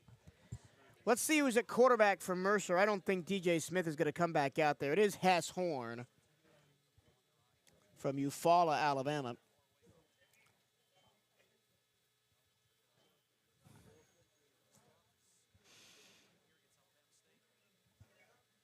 First and 10 from their own 18-yard line go Mercer. Snap to Horn. He'll hand the ball off. Going left is Bell. He's contacted well behind the line of scrimmage. Driven back by a trio of Wildcat defenders. Matthew McKenzie first to the ball that time. That's good. You want to see some positive play, some of these guys getting their first chance to play. Shelton Quarles was also there. Malik Stinnett as well. Let's see some positive stuff, man. Loss of 4 on the play, back to the 14-yard line. Actually, loss of 5 on the play, so 2nd and 15.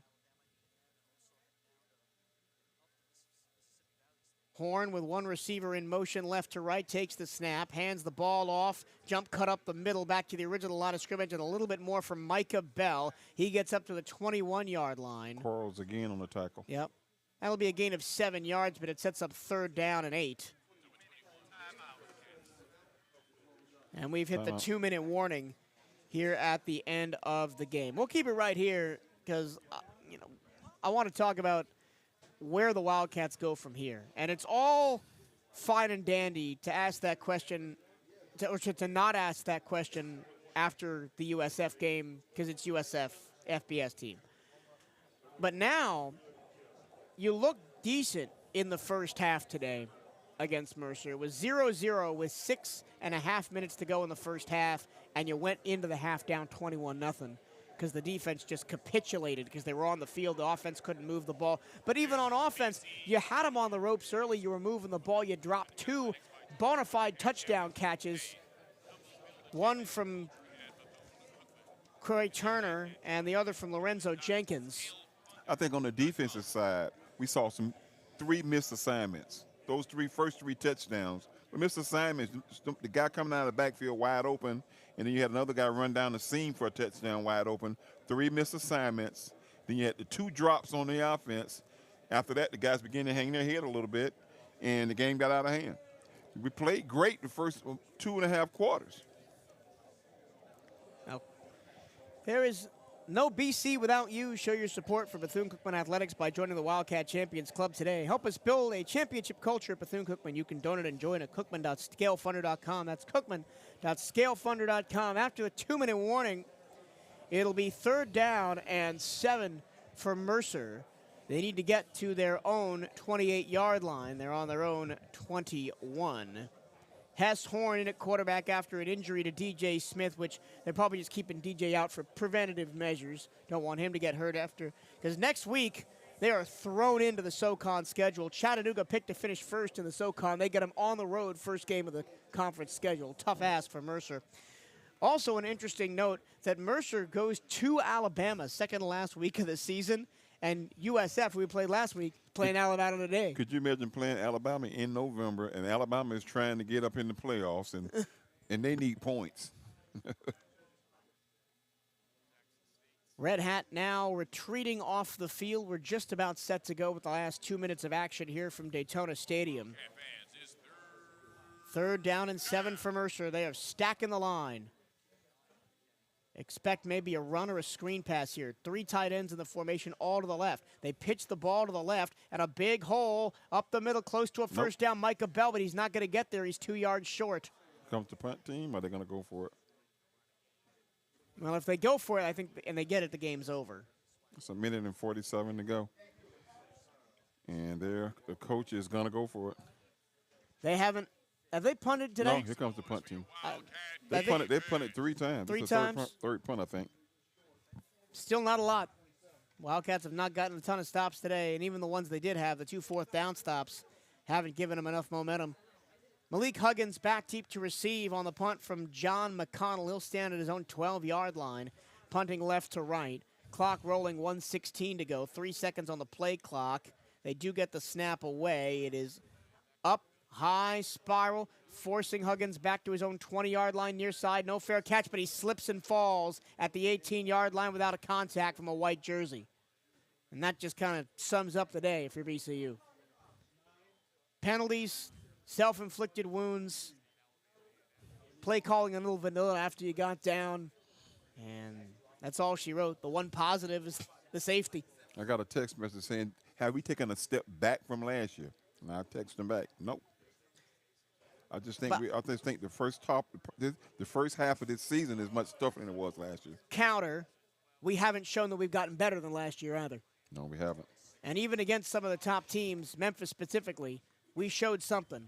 The last 2 weeks, we haven't really shown anything at all. Here's 1 minute, 4 seconds to go.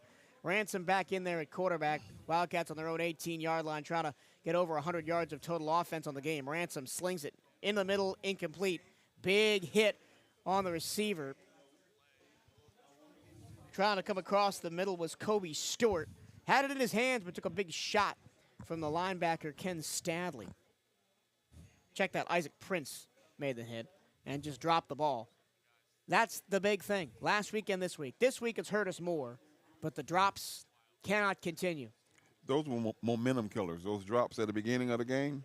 2nd and 10. You make those plays, man. It's Ransom, a different game. Clap, snap, throw, and it's complete on a crossing pattern to the near side. Caught by Amari Jones, the tight end. He played defensive line last year, Amari. Got 8 yards out of it, up to the 7 yards now, the official spot. They move it up to the 25-yard line, 3rd down and 3. Ransom, 34 seconds and counting. 17 on the play clock. The Wildcats still not officially over 100 yards for the game. Ransom takes the snap, looks to throw, heaves it deep, down the middle, one-on-one coverage, overthrows the receiver, incomplete. 4th down and 3. 18 seconds to go. No need to punt here, then. Nope. Ransom stays on the field, is barking at Coach Sherbino on the sideline. I think it was a missed read from Cam that time. He just chucked it up all the way out there, and the receiver couldn't even get in the same zip code as it. 4th and 3. This could be the final play of the game. 18 seconds to go. Ransom takes the snap. He looks to throw. He's flush from the pocket, now rolls to his right. He's trying to set up blockers in front of him. Now he heaves it down the field into cut-on-one coverage. It's deflected and caught at the 30-yard line of Mercer, and tackled inbounds is the receiver. It was almost picked off. It came off the shoulder pad of the Mercer defender, and it was grabbed by Why don't you call a timeout and kick a field goal? By Kobe Stewart. Now the Wildcats with 5 seconds to go, all the way up on the Mercer 25. That's their longest play of the season. Kick the field goal, man. Yeah, now we're over 100 yards at least. Well, yeah. That was, you got there on a fluke play if I've ever seen one. The ball was heaved down the far sideline, as BCU does call it timeout. Almost a Hail Mary kind of thing. Yeah, it bounced off of the defender's hands and right into the arms of Kobe Stewart, who just says, I'll have that, thank you very much. I almost thought he was going to go for a touchdown. Thankfully, for Mercer, the other safety was wise to it. Well. So do you take a shot at the end zone, or do you get the potential scoregami of 31-5 with a Cade Hector field goal? They're going to take a shot to the end zone here. Okay.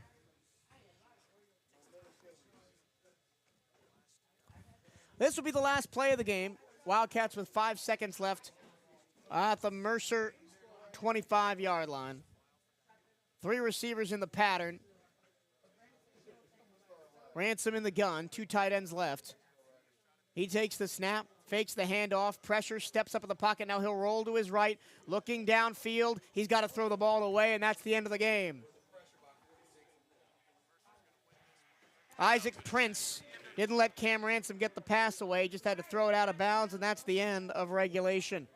Your final score, Mercer 31, Bethune-Cookman 2. For the first time since 1968, the Wildcats scored 2 points in a game. And they haven't scored a touchdown in the first 2 weeks. And Mercer doesn't shake hands. They run off the field. The Wildcats, due to that one last heave, do end up with 156 yards on the day. Some of the Mercer coaching staff is still on the field shaking hands. A couple of players shaking hands coming off the field, a quarterback and the running back shaking hands. Everybody else just trotted on off. Well, the Wildcats, disappointing. Through 1.5 quarters, I thought we could have run with them. But that first touchdown killed all the momentum, and the Wildcats really never recovered. Well, I think that, hold on, let me get a sip of water. I think that in the first half, the Cats showed that they could play. Those 2 long passes that were dropped, those were momentum killers because those would have been 6 points. You never know what it would do for the team to score a touchdown. If you go up 14-0, who knows where this game goes? Yes, absolutely. And the defense is jacked up. The offense is jacked up. You got the fans. We have not played with any momentum with the last, 5 games? Mm-hmm. No momentum on the Wildcat side of the field. I'm going to disagree with you with that because we beat Valley and Alabama A&M late last year. Well, since the Florida A&M game, we have not had any momentum. That's 3 games now. We have not played with any momentum, anything positive happening on the field, and that's tough. That's tough on a team. We got to dig again. Next week we got another tough opponent up there in Kalamazoo, Michigan. We got to come with it. Yeah, it is likely that the Wildcats roll into the Clark-Atlanta game having not scored a touchdown in the first 3 weeks, the way the offense has looked so far. You're absolutely right, Michael.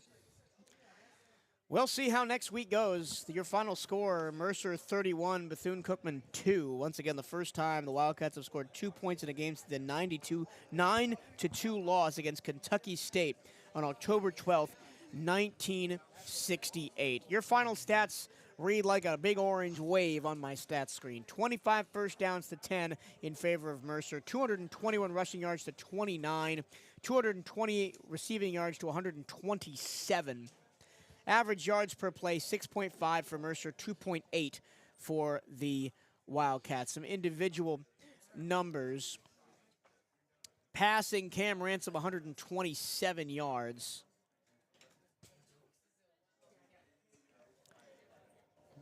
His quarterback rating of 78.2.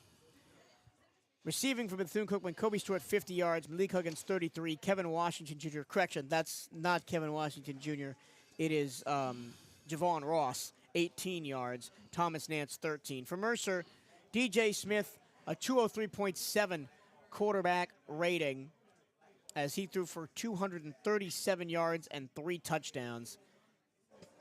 Kellen Parsons, 63 yards. Braden Smith, 50 yards. Agite Dabbs, 29 yards. Parker Roble, 21 yards. Rushing, McDwayne McGee, 74 yards in a score for Mercer. Micah Bell, 42 yards. Tyrell Cord, 36 yards. DJ Smith, 34. Courtney Reese had 20 yards rushing for Bethune-Cookman. Juvensley Bazul, just 9. And there's not much else you can say about this one. On defense, Raymond Winter III had 9 tackles and an interception. And he didn't play the last quarter and a half with a cramping injury. Andrew Volmar had 8 tackles. Antoine Watts, 7. Trey Pastor, 6. Isaac Dowling, Chris Jones had 6 tackles for Mercer. Ken Stadley, 4. Miles Weston also had 4. That's some of your individual stats. Once again, your final score, Mercer 31, Bethune-Cookman 2. And it's another one of those games where, yes, it's the top team in the country coming in here, but you're at home, home opener in front of your own fans. You expect a little bit more than what we got today. It's hard, man. Hard to see the momentum not get there. You got to play with something positive. That's how you grow. nothing positive happened in the first half or the second half. You had, like I say, 2 drop passes. If you're 14-0, it's a completely different ball game. So you scrap this film, throw it away. Play next week. Well, next week doesn't get any easier. We're on the road, longest road trip of the season at Western Michigan. That'll be next Saturday, 6:30 Central, 7:30 Eastern on the CatEye Network Radio and 1380 WELE. Once again, that'll do it for us here at the Larry Kelly Field at Daytona Stadium. For Daryl Natil up here in the booth, Larry Steele is in the 1380 WELE studios, along with Kennedy Hutchinson and Alex Randolph. My name is Michael Torello. Thank you so much for listening to our broadcast today. We'll be back next Saturday with more Bethune-Cookman University football right here on the CatEye Network.